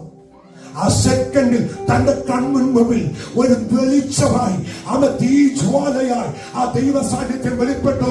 അവൻ പാടുന്നത് പുറത്തു നിൽക്കുന്നവനെയാ, അവൻ ആരാധിക്കുന്നത് പുറത്തു നിൽക്കുന്നവനെയാ, അവൻ പ്രസംഗിക്കുന്നത് പുറത്തു നിൽക്കുന്നവനെയാ. അകത്ത് ആരാധിക്കുന്നവൻ അകത്ത് കയറാതെ പുറത്തു നിൽക്കുമ്പോൾ ഇന്ന് രാത്രി അങ്ങനെ ഒരു ഗതികൾ ഉണ്ടാകരുത്. ഈ 3 ദിവസമോ പുറത്തു നിൽക്കാനല്ല യേശു ഇന്ന് രാത്രി അകത്ത് നിൽക്കട്ടെ. നല്ലൊരു ഹല്ലേലൂയ പറഞ്ഞു. അവനെ പുറത്തു നിർത്തി നമുക്കൊരു ആരാധന വേണ്ട, അവനെ പുറത്തു നിർത്തി നമുക്കൊരു പാട്ട് വേണ്ട. അവൻ പ്രിയ മോൻ പറഞ്ഞതുപോലെ 2-3 പേര് എന്റെ നാമത്തിൽ അവിടെ കൂടി വന്നാൽ ആര് വന്നില്ലെങ്കിലും ഇന്ന് രാത്രി അവൻ ഉണ്ടാകട്ടെ. അവന്റെ സാന്നിധ്യം അനുഭവിക്കുന്നവർ കരം ഉയർത്തി ഒന്ന് ദൈവത്തെ സ്തുതിച്ച്, കരമടിച്ച് ഒന്ന് ദൈവത്തെ ആരാധിച്ച്. നിങ്ങളുടെ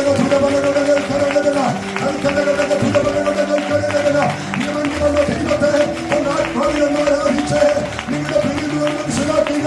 നിങ്ങളുടെ വിളി ചെറിയ വിളിയല്ല, നിങ്ങളുടെ വിളി അസാധാരണമായ വിളിയാണ്.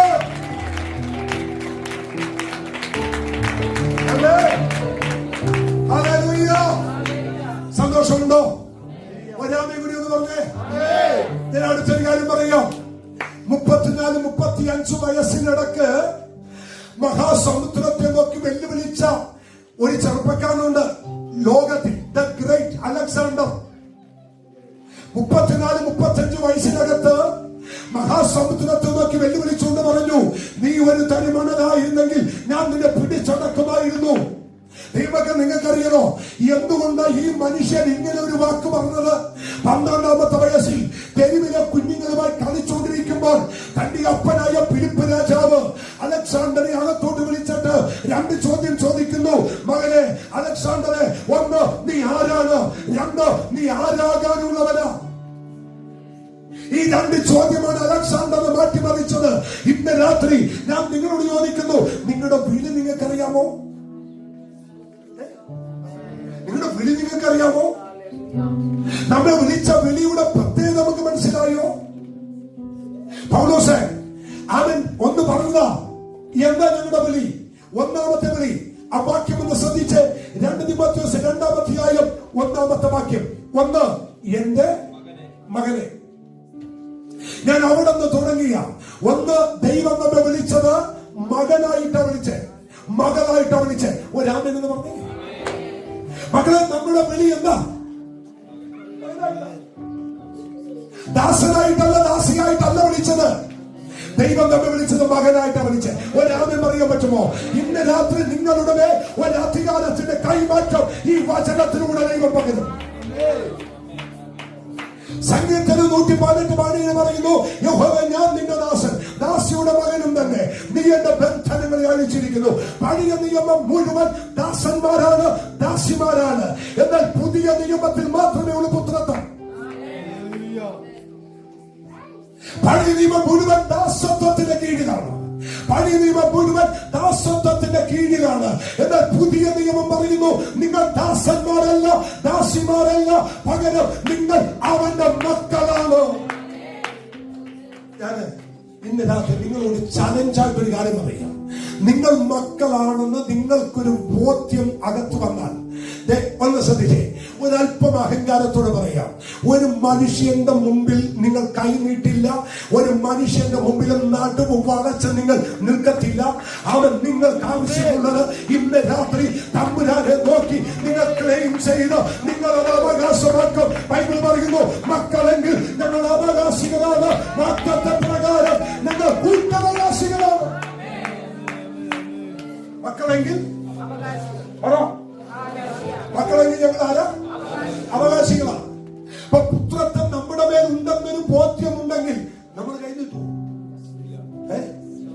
ഞാന് ഈ ദൈവദാസന്മാരുടെ അടുത്ത് പ്രസംഗിക്കുമ്പോൾ ഞാൻ ദൈവദാസന്മാരുടെ കൈ കൂപ്പിക്കൊണ്ട് പറയും, നിങ്ങൾ ദയവ് ചെയ്ത് നിങ്ങളുടെ ദാരിദ്ര്യവും നിങ്ങളുടെ പട്ടിണിയും നിങ്ങളുടെ ഇല്ലായ്മയും മനുഷ്യന്റെ മുമ്പിൽ നിങ്ങൾ വിളമ്പരുത്. എന്തിന്?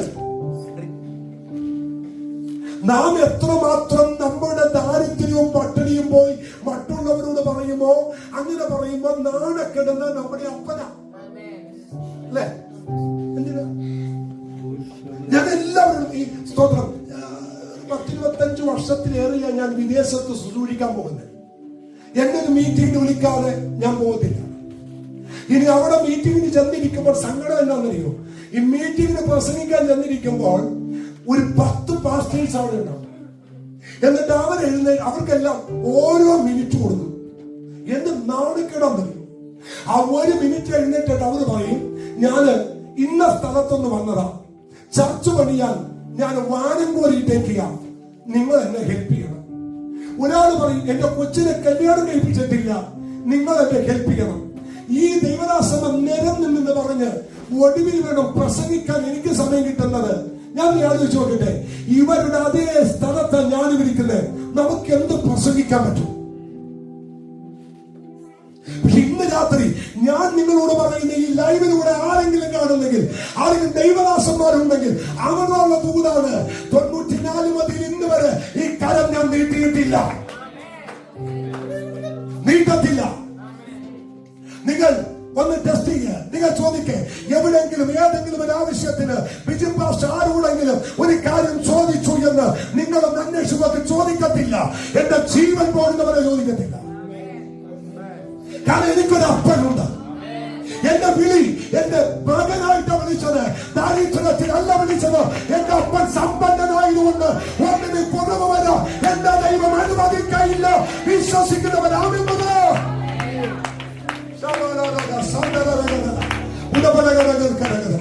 മക്കളെ, ഇന്ന് രാത്രി ഞാനൊരു ദൂത് പറയുക. നിങ്ങളുടെ വിളി പുത്രത്വത്തിന്റെ വിളിയാണെങ്കിൽ എന്തിന് നാം മനുഷ്യന്റെ മുമ്പിൽ വിരൽ നീട്ടണം? എന്തിന് മനുഷ്യന്റെ മുമ്പിൽ പോയി നമ്മൾ ഓച്ചാനിച്ച് നിൽക്കണം? ഇന്ന് രാത്രി തീരുമാനമെടുക്കുക. എനിക്കൊരപ്പനുണ്ട്, കുറവില്ലാത്തൊരപ്പൻ, സമത്തിലാരുന്നൊരപ്പൻ. കരം ഉയർത്തി ദൈവത്തോട് സ്തുതിച്ച്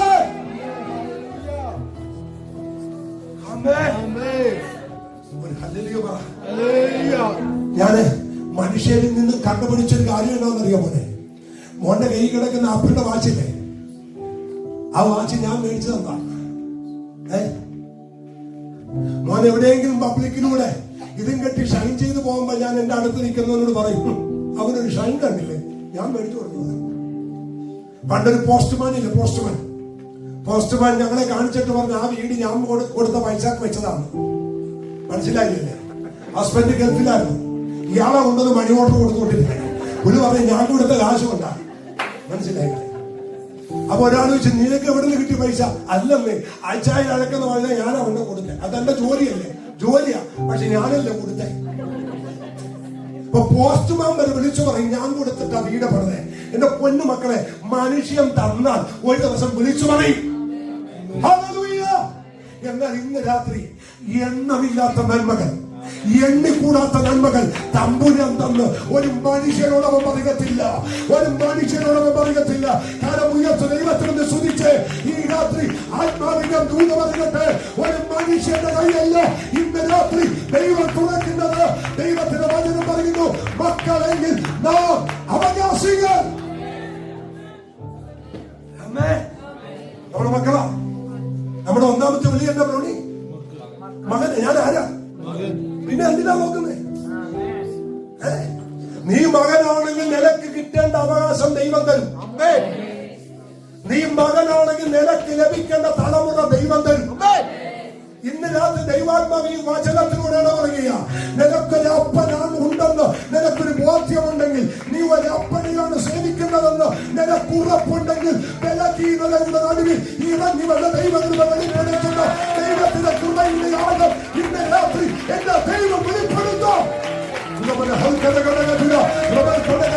ഇന്ന് രാത്രി പിടിക്കാൻ പറ്റുമെങ്കിൽ പിടിച്ചോ.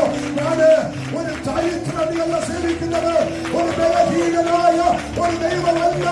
എന്റെ അപ്പൻ സമ്പന്നൻ.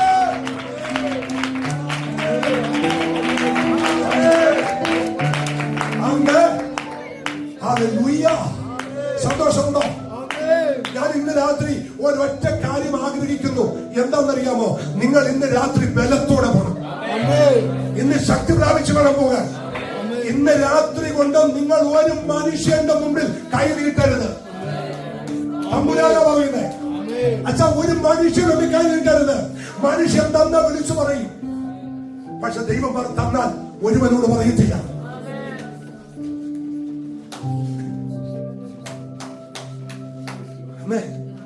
ഞാൻ കർത്താവേ എനിക്ക് ചർച്ച വേണം, കർത്താവേ യേശുവ എനിക്ക് ചർച്ച വേണം. ഞാന് കർത്താവിന് വേലക്ക് ഇറങ്ങിയപ്പോ ഞാൻ ജോലി പോയിട്ടാ എന്റെ അപ്പനും അമ്മയും കഴിഞ്ഞുകൊണ്ടിരുന്നേ. അപ്പൊ ഞാൻ ജോലി നിർത്തുന്ന സമയത്ത് എനിക്ക് 110 രൂപ ശമ്പളം ഉണ്ട്. 110 രൂപ ഒരു ദിവസം കൽപ്പണിക്ക് പോയാൽ 110 രൂപ ഉണ്ട്. തമ്പുരാന്റെ വേലക്ക് ഇറങ്ങിയപ്പോ ഞാൻ അപ്പനോട് പറഞ്ഞു, അപ്പ ഞാൻ നിന്റെ വേലക്ക് ഇറങ്ങാം, പക്ഷെ എനിക്കൊരു കണ്ടീഷൻ ഉണ്ട്. എന്റെ അപ്പനും അമ്മയും എന്ന് വെച്ചാൽ എനിക്ക് ജീവനാണ്. പ്രത്യേകിച്ച് എന്റെ അമ്മയെന്ന് പറയുന്നത് എന്റെ രക്തത്തിലാണ്. ഈ അമ്മമാരെ ആരെങ്കിലും പീഡിപ്പിക്കുന്ന കണ്ടാൽ എന്റെ സ്വഭാവം മാറും. കാരണം എനിക്ക് അത്ര ജീവന എന്റെ അമ്മ, എന്റെ അപ്പൻ. ഞാൻ കർത്താവേ ഞാൻ നിന്റെ വേല ചെയ്യാം, പക്ഷെ എന്റെ അപ്പനും അമ്മയും പട്ടിണിക്കിടരുത്. അപ്പനമ്മേ പട്ടിണിക്കിടരുത്. ഞാൻ ഒരിക്കൽ മുറിക്കകത്തിരുന്ന് പ്രാർത്ഥിക്കുമ്പോ തമ്പുരാൻ എന്നോട് പറഞ്ഞ് പേഴ്സ് എടുക്കാൻ പറഞ്ഞു. പ്രാർത്ഥന മുറിയിലിരിക്കുക. ഞാൻ പേഴ്സ് എടുത്ത് പായ വെച്ചു, കൈവെക്കാൻ പറഞ്ഞു, കൈവച്ചു. നിന്റെ അപ്പനും അമ്മയും പട്ടിണി കിടക്കത്തില്ല, ഈ പേഴ്സ് ഞാൻ കാലിയാക്കത്തില്ല. എന്റെ അപ്പൻ അമ്മ കുറച്ചു കഴിഞ്ഞപ്പോ എന്നോട് പറഞ്ഞു, മക്കളെ ഇത് പഴയ വീടാണ്, ഞാനും സിദ്ധും അന്ന് വാടക വീട്ടിൽ താമസിക്കുക. മക്കളെ ഇത് പഴയ വീടാണ്, അപ്പനൊരു ആഗ്രഹമുണ്ട് ഇത് പൊളിച്ച് ഒരു കൊച്ചു വീടെന്ന് മോൻ വെക്കുമോ? അപ്പൊ ഞങ്ങൾ വീട്ടിൽ വന്ന് പറഞ്ഞു നമ്മള് വാടക വീട്ടിൽ താമസിക്കുക, പക്ഷെ അപ്പൻ ഞങ്ങൾ രണ്ടുപേരും കൂടി വന്ന് കൈ ഓട്ടത്തിന് കർത്താവ് അപ്പന്റെ ആഗ്രഹം ആ വീട് പൊളിച്ചൊരു ചെറിയ വീട് പണിയണം, കർത്താവ് അങ്ങ് അത്ഭുതം ചെയ്യണം. ഞാൻ എന്ത് ചെയ്യുന്നറിയോ? 6 മാസത്തേക്ക് മീറ്റിംഗ് എല്ലാം മാറ്റിവെച്ചു. ഞാൻ നല്ല പണിക്കാരനാണ്, നല്ല പണിക്കാരൻ. കല്ലിറക്കി, ഇഷ്ടിക ഇറക്കി, എന്റെ വൈഫും എന്റെ അമ്മയും ഒക്കെ സിമെന്റ് കൂട്ടിത്തരാൻ തുടങ്ങി. അപ്പൻ ആഗ്രഹിച്ച പോലെ നല്ലൊരു വീട് പണിത് കൊടുത്തു, 1 രൂപ കടം മേടിക്കാതെ.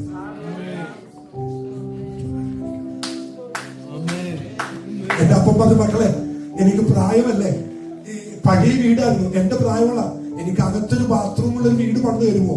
അകത്ത് അവരുടെ ടൈലൊക്കെ ഒട്ടിച്ച് അത് അടിപൊളിയായിട്ട് ഒരു വീട് ഞങ്ങൾ പണിത് കൊടുത്ത് ഇനാഗ്രേഷനും ഒക്കെ നടത്തി. അപ്പന്റെ അമ്മയുടെ സന്തോഷം. അവൻ അതിനകത്ത് ഭയങ്കര പാട്ടും പ്രാർത്ഥനയും ആരാധനയും ഒക്കെയാ. ഞങ്ങൾ വളരെ വീട്ടിൽ കിടക്കുക. ഇന്ന് എന്റെ അപ്പനും അമ്മയ്ക്കും ഒരു കൊച്ചു വീട്, 2 മുറിയും ഒരു അടുക്കളയും ഉള്ള ഒരു ബാത്റൂം ഉള്ള ഒരു വീട് പണിത് കൊടുത്തപ്പോൾ മക്കളെ 5 വീട് ദൈവം എനിക്ക് തന്നു. 5 വീടെന്ന് പറഞ്ഞാൽ നിങ്ങൾ വിചാരിക്കും ഏതെങ്കിലും മലയുടെ മൂല ഒരു വീട് അല്ല. അവൻ പട്ടണത്തിന്റെ നടുവിൽ ലിബറേറിയൻ ഹോട്ടൽ നിൽക്കുന്നതിന്റെ നേരെ ഓപ്പോസിറ്റ് അവൻ ഒരു മനുഷ്യൻ ഇമാജിൻ ചെയ്യാൻ കഴിയാത്തതുപോലെ പട്ടണത്തിൽ നടുവിൽ, വൈറ്റിലൂടെ നടുവിൽ, ഹൃദയഭാഗത്ത് അവൻ ഒന്ന് ചോദിച്ചപ്പോൾ 5 ദൈവം തന്നു. എന്നിട്ട് തമ്പുരാൻ പറഞ്ഞു, എടാ എന്റെ മുഖത്തോട്ട് നോക്കുന്നവൻ ചിരട്ട എടുത്തുകൊണ്ട് തെന്ന ഞാൻ അനുവദിക്കത്തില്ല. രാജാവിനെ സേവിക്കുന്നത്, രാജാക്കന്മാരുടെ രാജാവിനെ സേവിക്കുന്നത് ഇന്ന് രാത്രി ഒരൊറ്റ ദൂത് പറയുക, അവനെ സേവിക്കുന്നത് ലക്ഷിക്കയില്ല. എന്റെ ഉള്ളം ഇന്ന് രാത്രി ഭയങ്കരമായ കത്തുകയ. എനിക്കറിയില്ല, ഈ കുഞ്ഞുങ്ങളോടൊക്കെ ഇന്ന് രാത്രി ആത്മാവ് ഇടപെട്ടുകൊണ്ടിരിക്കുക. മക്കളെ തന്റെ ഇടത്തോടെ എഴുന്നേക്കണം. നിങ്ങൾക്ക് ഒരു അപ്പനുണ്ട്, നീ സേവിക്കുന്നപ്പോ ദരിദ്രനല്ല. ആണോ? ആണോ? ആണോ?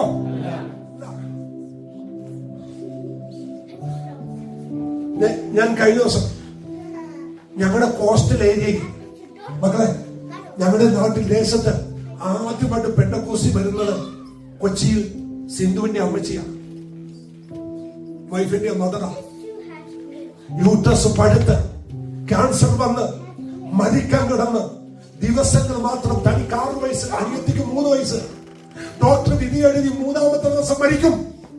മരിക്കാനായിട്ട് 1 ദിവസം ബാക്കിയുള്ളപ്പോൾ അവൻ വാഴല വെട്ടിയിട്ട് വാഴലക്കകത്ത് കടത്തി മുറ്റത്ത് പന്തലിനാ കൊണ്ടുവന്ന് പന്തലിന് സാധനം വെക്കുമ്പോൾ വഴി കൂടി 2 ദൈവദാസന്മാർ വിളിച്ചു പറയുന്നു, യേശു രോഗിയെ സൗഖ്യമാക്കുന്നു, യേശു വരുന്നു, യേശു ഭൂതങ്ങളെ പുറത്താക്കും. റാന്നിയിലുള്ള ഒരു കുക്ക് ജോലി പാസ് ആവശ്യമറിയാം.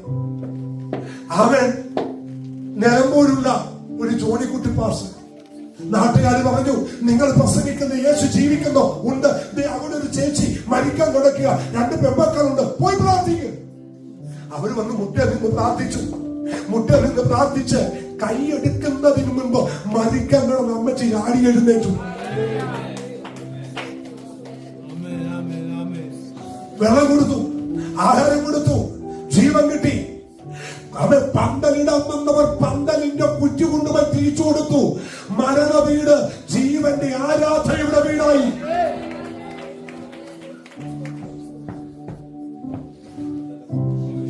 ഈ കുഞ്ഞുങ്ങൾ ചെയ്യുന്ന എന്നാന്നറിയോ? കേൾക്കണം. ഞങ്ങളൊക്കെ ഇത്രയും വാങ്ങിച്ചതിന്റെ പിന്നിൽ രഹസ്യം എന്താണെന്നറിയോ? ഈ രണ്ട് പെമ്മക്കളെയും കൊണ്ട് അപ്പനും അമ്മച്ചി തെരുവിൽ പോകും. എന്നിട്ട് ഡ്രാമർ നടിച്ച് പാട്ട് പാടും. അമ്മച്ചി സാക്ഷ്യം പറയും. ഈ കുഞ്ഞുങ്ങൾ വഴിയിൽ നിന്ന് പാട്ട് പാടും. യേശു സൗഖ്യമാക്കുന്നവൻ, യേശു വിധിക്കുന്നവൻ. ആ വഴി കൂടി പോയ രണ്ട് ദൈവദാസന്മാരെ വീട്ടിൽ കൊണ്ടുവന്ന് ഒരു ബെഡ്റൂമേ ഉള്ള ബെഡ്റൂമിനകത്ത് 11 വർഷം താമസിപ്പിച്ചു. 11 വർഷം. ഈ രണ്ട് പെൺകുഞ്ഞുങ്ങളെ കൊണ്ടുപോയി കിച്ചണിൽ കൊണ്ടുപോയി അവൻ അടുക്കളയിൽ നിന്ന് വിറക് മാറ്റി അതിന്റെ അടിയിലോട്ട് കിടത്തിയിട്ട് ഒറ്റ ബെഡ്റൂം 11 വർഷം രണ്ട് ദൈവദാസന്മാർക്ക് വിട്ടുകൊടുത്തു. കൊച്ചിയിലെ വേലക്ക് 82 ചർച്ചുണ്ട് ആ കോസ്റ്റിലേക്ക്. അവര് താമസിച്ച വീട് ചർച്ചിന് വേണ്ടി കൊടുത്തു. അവരോട് ദൈവം പറഞ്ഞു, വണ്ടിപ്പെരിയാറേക്ക് പോകാൻ, കർത്താവിന് വേല ചെയ്യാൻ. ഈ രണ്ട് പെൺകുഞ്ഞുങ്ങളെ കൊണ്ട് വണ്ടിപ്പെരിയാർ പോയി. കേൾക്കണം കേട്ടോ. അവിടെ ചെന്ന് കർത്താവിനെ സേവിക്ക്. തേയിലത്തോട്ടത്തിലെ തൊഴിലാളികളോട് അപ്പനും മക്കളും രാവിലെ എഴുന്നേറ്റ് സുവിശേഷം പറയും. പട്ടിണിയായി, പട്ടിണിയായി. കയ്യിലെ കാശെല്ലാം തീർന്നു. 5 പൈസയില്ല. ദിവസങ്ങൾ ഈ രണ്ടു മക്കളും പട്ടിണി കിടന്നു. മഞ്ഞവെള്ളം ഛർദ്ദിക്കാൻ തുടങ്ങി. വിരിച്ചിട്ട പായയിൽ അവർ രണ്ടുപേരും മരണത്തോട് മല്ലടിക്കുമ്പോൾ അപ്പച്ചന്റെ പിടുത്തം വിട്ടു. അപ്പച്ചൻ പറഞ്ഞു, എന്റെ മക്കള് ഈ കാട്ടിൽ കിടന്ന് മരിക്കുമല്ലോടോ എന്ന് അമ്മച്ചിയോട് പറഞ്ഞു. അമ്മച്ചി പറഞ്ഞില്ല, എന്നെ സൗഖ്യമാക്കിയ അപ്പൻ നമ്മെ കൈവിടത്തില്ല. പക്ഷെ അന്ന് രാത്രി ഇവർ രണ്ട് പെൺമക്കളും മരണത്തോട് മല്ലടിച്ച് ഒരു കടയുടെ തിണ്ണക്കകത്ത് ഒരു കൊച്ചു തിണ്ണയിൽ കിടന്നുറങ്ങുമ്പോൾ രാത്രി 1 മണിക്ക് മക്കളെ കേക്ക് കേട്ടോ, കഥകയിലൊരു മുട്ട്. ചെന്ന് കഥകൾ തുറന്നു. ഒരു മനുഷ്യൻ വന്ന് നിൽക്കുന്നു. എന്താ ചോദിച്ചു? ഞാനൊരു കാര്യം ചോദിക്കാൻ വന്നതാ. നിങ്ങൾ ആഹാരം കഴിച്ചു? അമ്മച്ചുകൊണ്ട് കഴിച്ചു. മക്കളെ കഴിച്ചോ? കഴിച്ചു. ഉടനെ ആ മനുഷ്യൻ പറഞ്ഞു, നിങ്ങൾ നുണ പറയരുത്, നിങ്ങൾ നുണ പറയരുത്. ഞാനൊരു ഹൈന്ദവനാ, ഞാനൊരു ഹിന്ദുവാ. പക്ഷെ നിങ്ങൾ ആരാധിക്കുന്ന യേശു എന്റെ വീട്ടിൽ വന്ന് പറഞ്ഞു, നിങ്ങൾ പട്ടിണിയ ആഹാരം കൊണ്ട് കൊടുക്കാൻ. ഒരു വലിയ കൊട്ടയെടുത്ത് അവിടെ മുന്നിലേക്ക് വെച്ചിട്ട് പറഞ്ഞു, ഈ കൊട്ടക്കകത്ത് നിറച്ചാഹാരമുണ്ട്.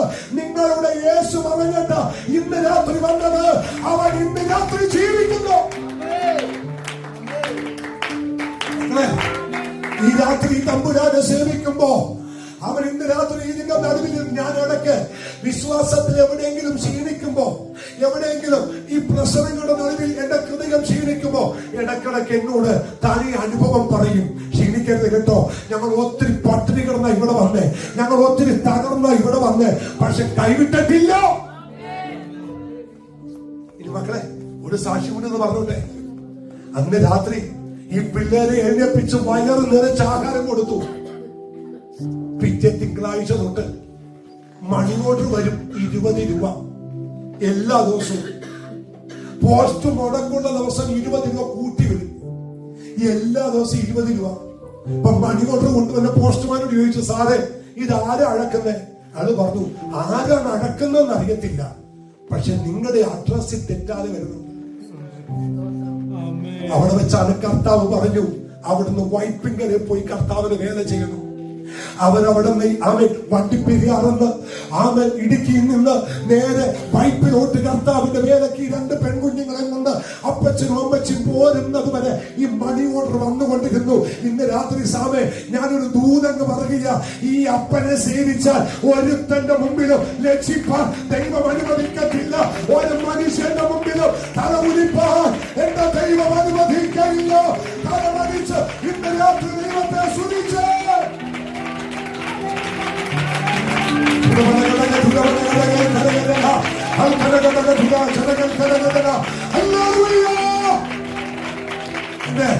അറിയുന്ന സമയം ഓടിപ്പോകുന്നത് കൊണ്ട് ഈ ഒരു മെസ്സേജ് പ്രസംഗിക്കാൻ ഏറ്റവും ചുരുങ്ങിയ 3-3.5 മണിക്കൂർ വേണം. എങ്കിലും എനിക്കിത് വിശാലമായി പറയാൻ പറ്റൂ. എങ്കിലും ഞാൻ ക്യാപ്സൂൾ വലുവച്ച് തരാൻ കേട്ട മക്കളെ, നിങ്ങൾ ആദ്യം ജനിച്ചു. നിങ്ങൾ ആദ്യം ജനിച്ചപ്പോൾ എവിടെ ജനിക്കണമെന്ന് ഒരു ഓപ്ഷൻ ദൈവം നിങ്ങൾക്ക് തന്നില്ല. നല്ല മാതാപിതാക്കളെ ദൈവം തന്നു. എന്നാൽ രണ്ടാമതൊരു ജനനം ദൈവം നിങ്ങൾക്ക് തന്നു. കെടുന്ന ബീജത്താലല്ല, കെടാത്തതും നിലനിൽക്കുന്നതുമായ ദൈവവചനമെന്ന ദൈവവചനത്തിന്റെ ബീജത്തെ നാം വീണ്ടും ജനിച്ചു. വീണ്ടും ജനിച്ചപ്പോൾ നമുക്കൊരു അപ്പനെ കിട്ടി. അപ്പന്റെ പേര് എല്ലാവരും ഉറക്കെ പറഞ്ഞേ. പോരാ, അവന്റെ പേര് ഒന്നുകൂടി പറഞ്ഞേ. നമ്മുടെ അപ്പന്റെ പേരാണ് യേശു. അല്ലേ മക്കളെ? വേദപുസ്തകത്തിനകത്ത് 3 പുത്രത്വമുണ്ട്. ഇത് അറിഞ്ഞിരിക്കണം. 3 പുത്രത്വമുണ്ട്. ഞാൻ നേരത്തെ പറഞ്ഞു പഴയ നിയമത്തിൽ പുത്രത്വമില്ല. പക്ഷെ ഒരു മകനുണ്ട് പഴയ നിയമത്തിൽ. ആരാന്നറിയോ? ലൂക്കോസ് സുവിശേഷം വീട്ടിൽ വായിച്ചാൽ മതി. ലൂക്കോസ് സുവിശേഷം 3:38 വായിക്കുമ്പോൾ ആദാം ദൈവത്തിന്റെ മകൻ, the son of God. Adam ദൈവത്തിന്റെ മകൻ. പഴയ നിയമത്തിൽ ദൈവത്തിന്റെ മകൻ എന്ന് പറയുന്നവൻ ആദാമാണ്. ആദാം ദൈവ തേജസ് നഷ്ടപ്പെടുത്തിയപ്പോൾ പുത്രത്വം പോയി. വേദപുസ്തകത്തിൽ രണ്ടാമതൊരു പുത്രൻ, തന്റെ ഏകജാതനായ പുത്രൻ. ആ പുത്രൻ സ്വർഗാരോഹണം ചെയ്തു. ഇതാ ഭൂമിയിൽ അടുത്ത പുത്രൻ എഴുന്നേറ്റു. അവനെ കൈക്കൊണ്ടവനും നാമത്തിൽ വിശ്വസിക്കുന്ന ഏവർക്കും. അങ്ങനെയാണെങ്കിൽ ഒന്നാമത്തെ മകൻ ആദാം, രണ്ടാമത്തെ മകൻ പുത്രനായ മശിഹ, മൂന്നാമത്തെ മകൻ. മനസ്സിലായോ? സ്വന്തം പറഞ്ഞേ. ഇനി ഒരു കാര്യം കൂടി ഒന്ന് ലളിതമായി പറയാം. യേശുവിന് 30 വയസ്സുവരെ യേശു അപ്പന്റെ കൂടെ മരപ്പണിക്ക് പോയായിരുന്നു. കാർപ്പന്ററായിരുന്നു. അല്ലേ മോനെ? മക്കളെ സമയം ഞാനൊരു ചോദ്യം ചോദിച്ചോട്ടെ. 30 വയസ്സുവരെ കാർപ്പന്റർ പണിക്ക് പോകുമ്പോൾ യേശു ദൈവമായിരുന്നു മനുഷ്യനായിരുന്നു? രണ്ടുമായിരുന്നു. അല്ലേ? ശരിയല്ലേ? പക്ഷെ ഏതെങ്കിലും ഒരു വീട്ടിൽ പോയി കാർപ്പന്റർ പണിക്ക് പോയിട്ട് എവിടെയെങ്കിലും ഭൂതം ഇളകിയോ? ഇളകിയോ? ഇല്ല. എന്റെ സ്നാനക്കടവിൽ ഇറങ്ങി ഇവൻ എന്റെ പ്രിയ പുത്രൻ, ഇവൻ ഞാൻ പ്രസാദിച്ചിരിക്കുന്നു എന്ന് പറഞ്ഞ നിമിഷം മുതൽ ഗദരദേശത്തേക്ക് കാല് വെച്ചപ്പോൾ 6000 ഭൂതം ഇളകിയില്ലേ? അവൻ അങ്ങനെയാണെങ്കിൽ പുത്രത്വം എന്ന് നമ്മുടെ മേൽ ഉണ്ടെന്ന് നമുക്ക് വെളിപ്പെടുന്നു. അന്ന് മുതൽ ഭൂതങ്ങൾ അലറാൻ തുടങ്ങും. ഇന്ന് രാത്രി ഞാൻ ഒറ്റ ദൂത പറയാം. ഞാനിത് ആത്മാവിൽ പറയാ. ഒരിക്കലേ അവൻ കർത്താവിന്റെ ഷാജനില്ലേ, ഷാജൻ ഭാഷ പറഞ്ഞ സമയത്ത് ഞാൻ എന്നോട് പറഞ്ഞു, എന്നിട്ട് ഭാഷ എനിക്ക് ഭൂതത്തെ പുറത്താക്കണം. ഞാൻ പറഞ്ഞു അത് സിമ്പിളാ. എന്നാ നീ ഒരു മകനാണെന്നും നിന്റെ മേലെ പുത്രത്വം ഉണ്ടെന്നും നീ മനസ്സിലാക്കിയാൽ ഒരൊറ്റ വാക്ക് പറഞ്ഞ ഭൂതം പോയിരിക്കും. ഞാൻ ഇന്ന് പറയാം, ഭൂതശാന്തി രോഗശാന്തി എന്ന് പറഞ്ഞ സ്പെഷ്യൽ സ്കീമൊന്നുമില്ല. ഇതാരിലും വെളിപ്പെടാനുള്ള ഒരൊറ്റ മാർഗം നീ ആരാന്ന് മനസ്സിലാക്കി. ഈ പുത്രത്വം മേലുണ്ടോ? ഉണ്ട്. അത് മനസ്സിലാക്കുക. അങ്ങനെയാണെങ്കിൽ നമ്പർ 1 നിങ്ങൾ മക്കളാണ്. ഇനി അടുത്തിരിക്കുന്ന ആട് മുഖത്ത് നോക്കി പറഞ്ഞ 5 മിനിറ്റ് കൂടി ഉണ്ട്. വേഗം പറ, എന്റെ മേലെ ഒരു പുത്രത്വം ഉണ്ട്, എന്റെ വലിയ മകനാകാനാണ്. അടുത്തിരിക്കുന്നവർ കൈ കൊടുത്ത് പറ, ഞാൻ ആരാണ്? ഞാൻ അവന്റെ മകനാ. ഞാൻ പറഞ്ഞേ, ഞാൻ അവന്റെ മകനാ. എന്റെ മേലെ ഒരു അധികാരമുണ്ട്. ജസ്റ്റ് ഒന്ന് ടെസ്റ്റ് ചെയ്യും.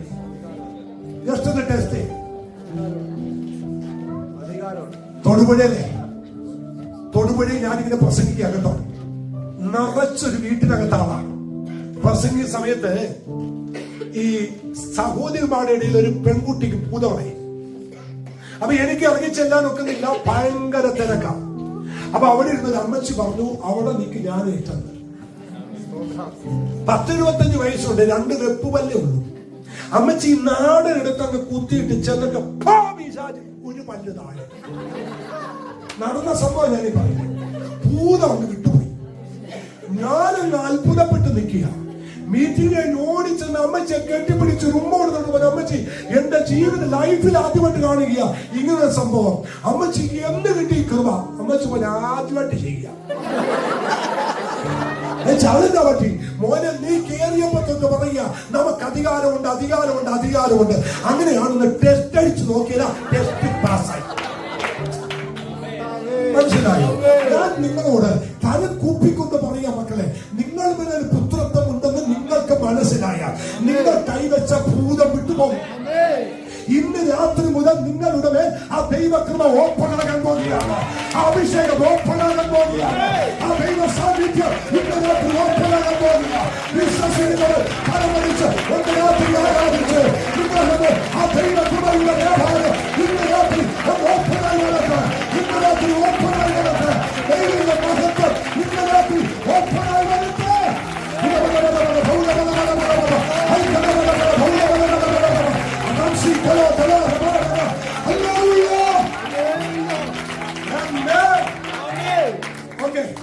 ഞാന് ആ ഭാഗമൊക്കെ എല്ലാം മാറ്റുക. എന്താ പറയുക, സമയമില്ലാത്തതുകൊണ്ട്.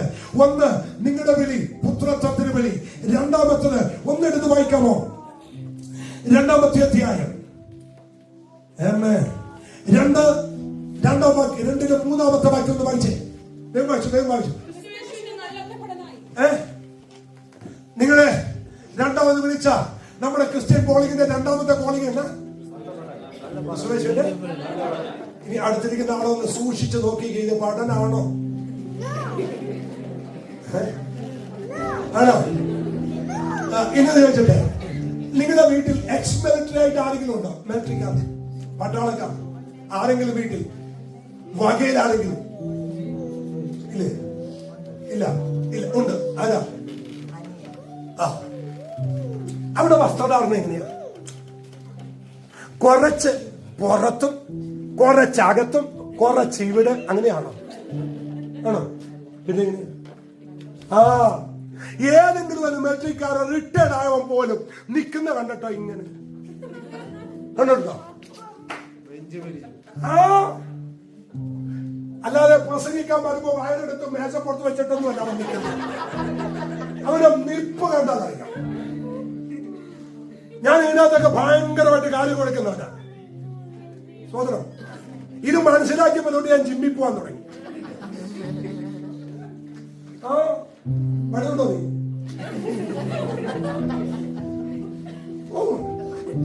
ജിമ്മിൽ പോവും, നല്ലോണം എക്സസൈസ് ചെയ്യും. ഒരു പടയാള് നിൽക്കേണ്ടത് അഴയന്തുമുള്ള തുണി പോലെയല്ല, നല്ല നിവര നിൽക്കണം.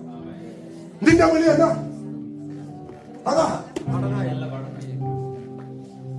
ഞാന് പെർഫെക്റ്റ് ആയിട്ട് പറയാ. അവൻ നീ ധരിക്കുന്ന ഷൂവ്, നീ കൊണ്ടു നടക്കുന്ന വാഹനം, നീ ധരിക്കുന്ന നിന്റെ ഡ്രസ് കോഡ് എല്ലാം സ്പെഷ്യൽ ആയിരിക്കണം.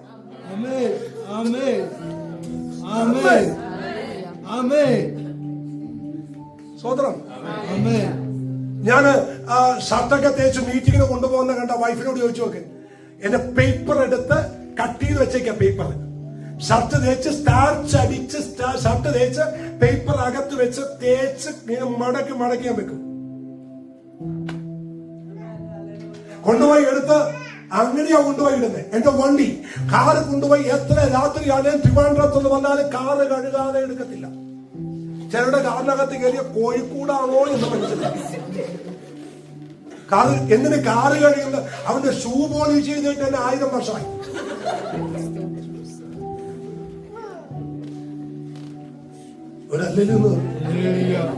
ഇടുന്ന കോട്ടയ്ക്ക് ഇവിടെ ട്രൈക്കിങ് ചെയ്യണം. ഒരു ആമേനൊന്ന് പറ, ഒരു ഹല്ലേലൂയ പറ. നമ്മളെ വിളിച്ച ആരായിട്ടാ? സ്വതന്ത്രം. നിന്നതായിരിക്കണം, പോയതായിരിക്കണം. ഒരു പാട്ട് പാടിയുള്ളൂ, അത് പാടിയതുപോലെ ആയിരിക്കണം. ഒരു പ്രസംഗം പ്രസംഗിച്ചുള്ളൂ, അത് പ്രസംഗം അതുപോലെ ആയിരിക്കണം.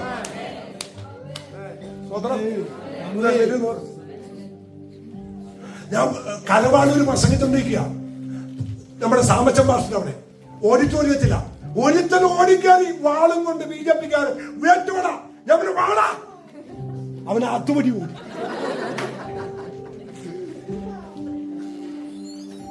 കളിയും അന്ന് പോയി നമ്മൾ അങ്ങനെ വെട്ടോടാന്ന് പറഞ്ഞു. നമ്മൾ വാടാ കയറി. ഞാൻ വിളിച്ചവനെ രക്ഷിക്കപ്പെടുത്താൻ, അവനോർത്ത് ഞാൻ അവനെ കൊല്ലാനാന്ന്. അവൻ പോയിട്ട് ആരോടോ പറഞ്ഞു, എടാ ഇവന്മാരെ നമ്മൾ വിചാരിച്ചു പോലെ ഇവന്മാരെ കൊട്ടേണ്ട ടീമാണ്.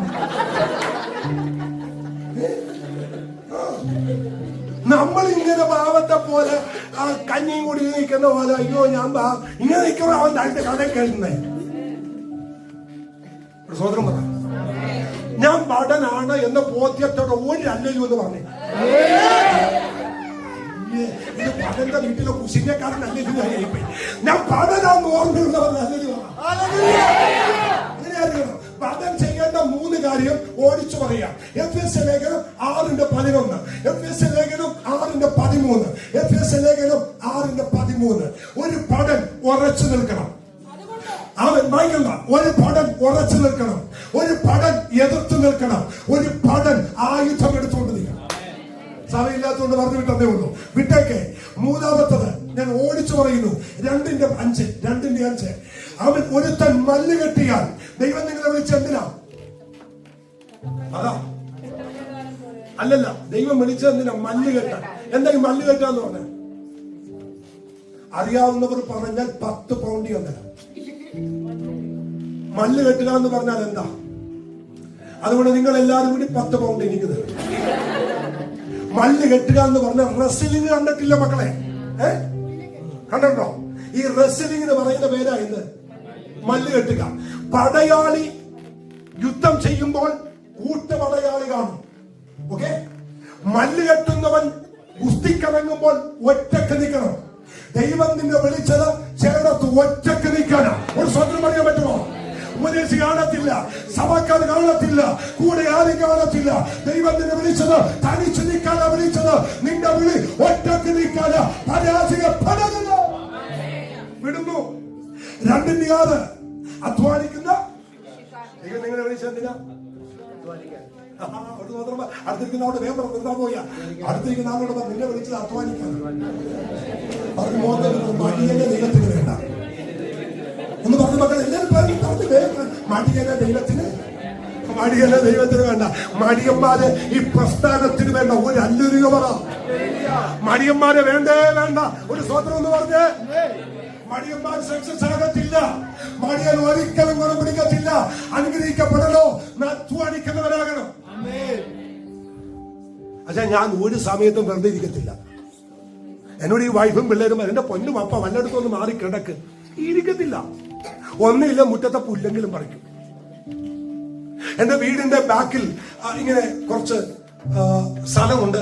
അവിടെ ഞങ്ങള് കൃഷിയൊക്കെ ഉണ്ട്. അവിടെ ഇങ്ങനെ ലോണൊക്കെ പിടിപ്പിച്ചിട്ടുണ്ട്. പുല്ല് ഞാൻ തന്നെയാ വെട്ടുന്നത്. എല്ലാം മീറ്റിംഗ് കഴിഞ്ഞ് വന്നിട്ട് എല്ലാം ചെയ്യും. ഒരു പണിയുമില്ലേ, പാട്ട് കേട്ടോണ്ടിരിക്കും. ഒരു പണിയുമില്ലേ, പ്രസംഗം കേട്ടുകൊണ്ടിരിക്കും. ഒരു പണിയില്ലേ, അവൻ എന്തെങ്കിലും ചെയ്തുകൊണ്ടിരിക്കും. മടിയന്റെ ദൈവത്തിന് വേണ്ട. പ്രത്യേകിച്ച് ഈ UK ക്ലൈമറ്റ് മടിയന്മാർക്ക് പറ്റിയ ക്ലൈമറ്റാണ്. അല്ലേ? ഒരു ദിവസം ചെയ്ത് ഞാൻ ഇന്ന് ഉച്ചയ്ക്ക് രാവിലത്തെ മീറ്റിംഗ് കഴിഞ്ഞ് ഒരു അല്പസമയം കിടക്കാന്ന് പറഞ്ഞ ഓടിച്ചെന്നേ. കിടക്കാൻ വേണ്ടി ചെന്ന് ഒന്ന് കിടന്നു കഴിഞ്ഞപ്പോൾ എനിക്ക് പറ്റുന്നില്ല, കിടന്നാൽ ശരിയാകത്തില്ല. വൈഫിനോട് പറഞ്ഞു റെസ്റ്റ് ചെയ്യും. ഞാൻ പറഞ്ഞു വേണ്ട, ഈ രാത്രി മെസ്സേജ് നോക്കട്ടെ. എഴുന്നേറ്റിരുന്നു. കുറച്ചേ ഉറങ്ങത്തുള്ളൂ. മടിയന് വേണ്ട ദൈവത്തിന് ഒരു അല്ലുലിയ പറയാം. എന്തെങ്കിലും ഒക്കെ ചെയ്തുകൊണ്ടിരിക്കണം. അടുത്തിരിക്കുന്ന ആളോട് എന്തെങ്കിലും ഒക്കെ ചെയ്യണം എന്ന് പറഞ്ഞിട്ട് വേറെന്നും പോയി ചെയ്തു കളയരുത്. ഹല്ലേലൂയ. 2:15 സത്യവചനത്തെ യഥാർത്ഥമായി പ്രസംഗിച്ചുകൊണ്ട് ലജ്ജിപ്പ സംഗതിയില്ലാത്ത നല്ല വേലക്കാരൻ. എങ്ങനെയുള്ള വേലക്കാരനാ? ആടുകളെ മോഷ്ടിക്കുന്ന വേലക്കാരനല്ല, നല്ല വേലക്കാരൻ. നമ്മുടെ അവിടെ കുറെ വേലക്കാരുണ്ട്. അമ്മാമ്മക്കും അച്ഛനും ശമ്പളം കിട്ടുന്ന 10-ാം തീയതിയാണ്. കൃത്യം 10 മണിക്ക് വന്ന് ബെല്ലടിക്കും. എന്നിട്ട് പോവാൻ നേരത്ത് അമ്മാമ്മേ പോട്ടെ, എന്നാ പോ. അച്ഛാ പോട്ടെ, പോടാ. ഇങ്ങനെ റാവരച്ചോണ്ടിരിക്കും. പോട്ടെ, ആവോ. പിന്നെ വേറെ ചില ആൾക്കാരുണ്ട് സാമേ, ഈ കേറി വരുമ്പോ തന്നെ ഭാര്യയും ഭർത്താവും കൂടി, ഭർത്താവ് ഇങ്ങനെ വന്ന് സെറ്റിലിരിക്കും, ഭാര്യ ഒറ്റ പോക്ക് അടുക്കളയിൽ ചെന്ന് എല്ലാ പാത്രവും പൊക്കി നോക്കും. നിങ്ങൾ സൈലന്റ് ആയി അല്ലേ? ഞങ്ങൾ വിസിറ്റിങ്ങിന് പോയാൽ ഞങ്ങൾ കയറി ചെന്നാൽ ആ ലിവിംഗിലിരിക്കും. അവിടെ അടുക്കളക്കകത്ത് പോയിട്ട് കയറത്തില്ല. നമ്മുടെ വിളി അതല്ലെന്നേ. നമ്മൾ അവിടെ ചെന്ന് കപ്പ ഏതാ അമ്മാമ്മേ, കപ്പയ്ക്ക് കറി എന്നാ, എന്ത് പാടാ നോക്ക്. ഇനി വേറൊരു സ്വഭാവമുണ്ട്. ചിലർ വീട്ടിൽ വന്നാൽ എല്ലാ മോനെ ഇത് എവിടെ നിന്നാണ് മേടിച്ചത്, ഇതിന് എന്ത് വിലയാണ്, എല്ലാത്തിനും വില ചോദിക്കും. ഇവൻ ശരിയല്ല, വില ഇവ ഇവിടെ വന്ന് കീബോർഡ് ഉണ്ട്, ആ കൊള്ളാതെ PS ഇതെന്ത് വിലയാണ്, എവിടെ മേടിച്ചു, ഇതെന്ത് വിലയാണ്, ചില എല്ലാത്തിനും എന്ത് ചെയ്യും. എന്നോട് ചോദിച്ചാൽ ഞാൻ പറയും ഇതൊന്നും വിലയില്ല, ഫ്രീ ആയിട്ട് കിട്ടിയാൽ ഇവൻ ചങ്കുരുക്കി ചാകട്ടെ.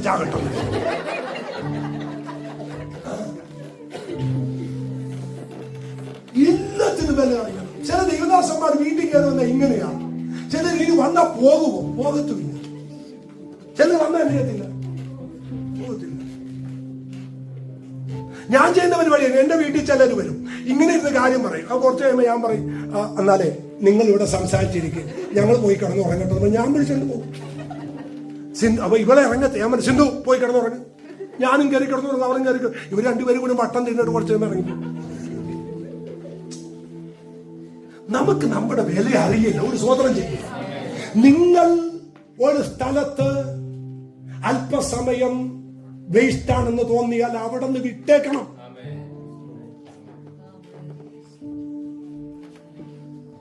രണ്ടിന്റെ 21 ഇവയെ വിട്ടറിഞ്ഞ തന്നത്തം വെളിപ്പാക്കുന്ന വിശുദ്ധ ഉപയോഗവും നല്ല വേല കൊരിയിരിക്കുന്ന 6 ദൈവം നമ്മ വിളിച്ചെന്തിനാ അടുത്തിരിക്കുന്ന മുഖത്ത് നിർത്തുക. സന്തോഷത്തോടെ പറ, നിന്നെ മാനപാത്രമാകാനാണ് വിളിച്ചത്. പറ മക്കളെ, നിന്നെ എന്തിനാ വിളിച്ചേ?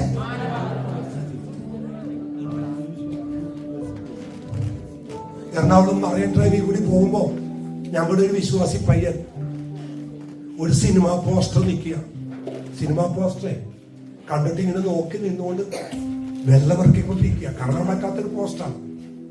പതുക്കെ ചെന്ന് പുറകിൽ ചെന്ന് ഡാ എന്ന് വിളിച്ചപ്പോ എന്താണ് കാണുന്നത്? പക്ഷേ അശ്ലീലങ്ങളൊക്കെ ഇവിടെ മാറി ഇവനെ തല്ലണ്ടേ, അടിക്കണ്ടേ? ഒരു അന്യഭാഷയും ഒരു വിറവലും. എന്നോട് പറയാ ഇതൊക്കെ അനുവദിക്കാൻ പാടില്ല. സത്യം പറഞ്ഞ എനിക്ക് തോന്നി ഞാനെന്തോ മഹാഭാവിയാണ്. അവൻ വിശുദ്ധനും ഞാൻ.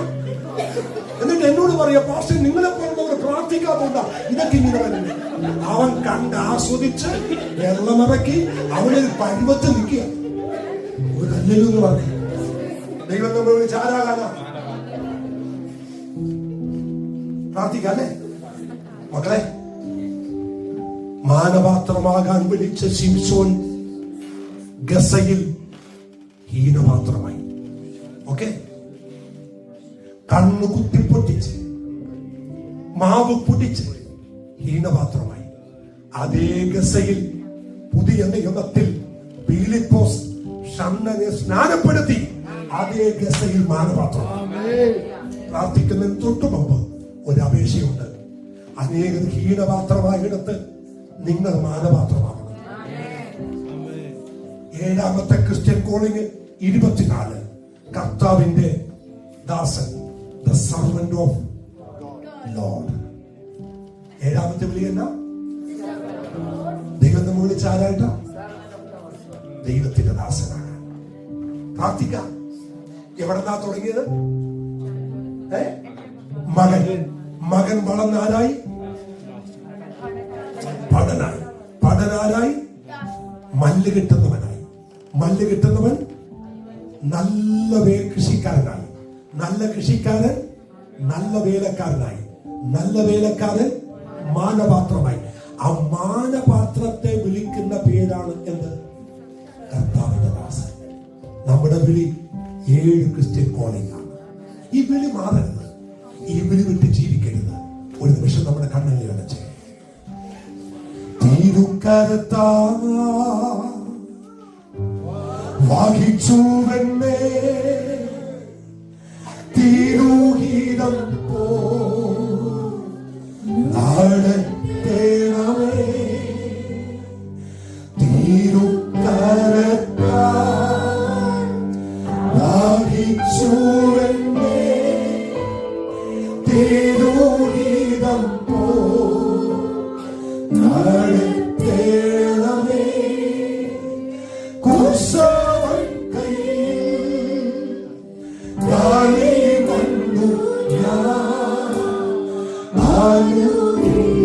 ആ കരമൊന്ന് എന്നെ പിടിച്ചു പറഞ്ഞേ. ഓ കൈ കാലി വന്നു ഞാൻ